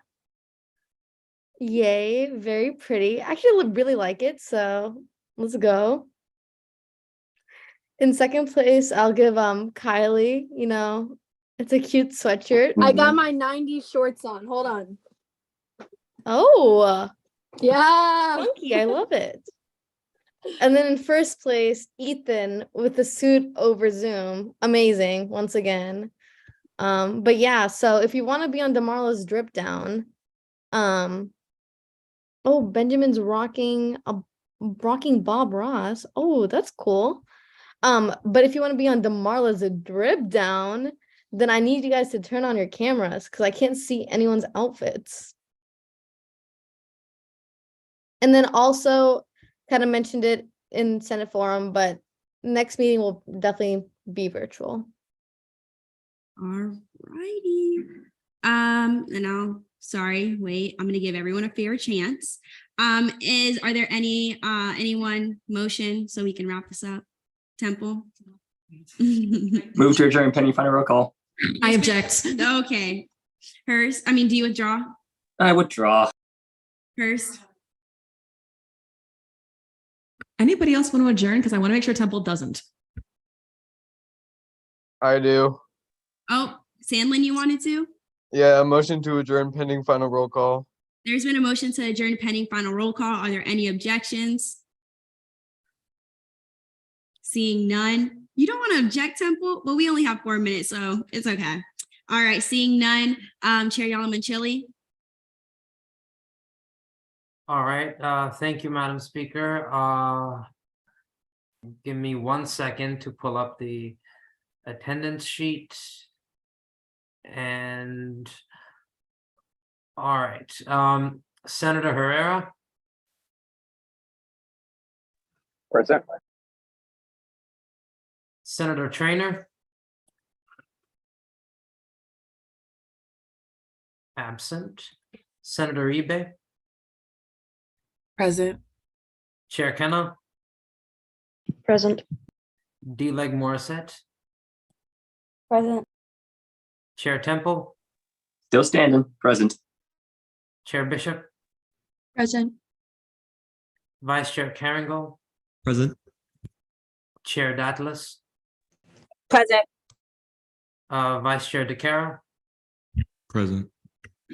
Chair Butler, absent, Chair Campbell, Present. Senator Cantrell, absent, Senator Castillo, Present. Senator Laugier, Present. all right, Senator Fintel, Present. Senator Hamid, Present. Senator Larson, Present. Senator Moore, absent, Senator Rose, Present. Senator Whitson, Here. Senator Brown, Present. Chair Semillo, Present. Senator Herman, Present. Senator Nadella, Present. all right, Senator Ishan Patel, Present. I am present, Senator Luthra, Present. Senator Yusufari, absent, Vice Chair Acosta, Present. Chair Borges, Here. Chair Carter, Present. Senator Duke, Present. Senator Hockfelder, Present. Speaker Holmes, Present. Chair Hurst, Present. Senator Kazay, Present. Senator Lacasse, Present. Senator AJ Patel, absent, ILA Pullman,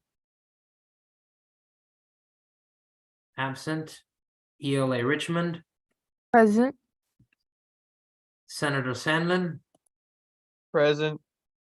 Senator Kairos, Present.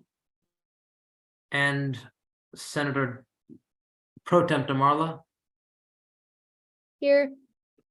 Deezer Mittal,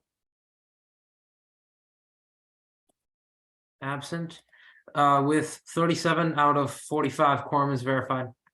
All right, I hereby adjourn this meeting at exactly 9 p.m. Go home, enjoy the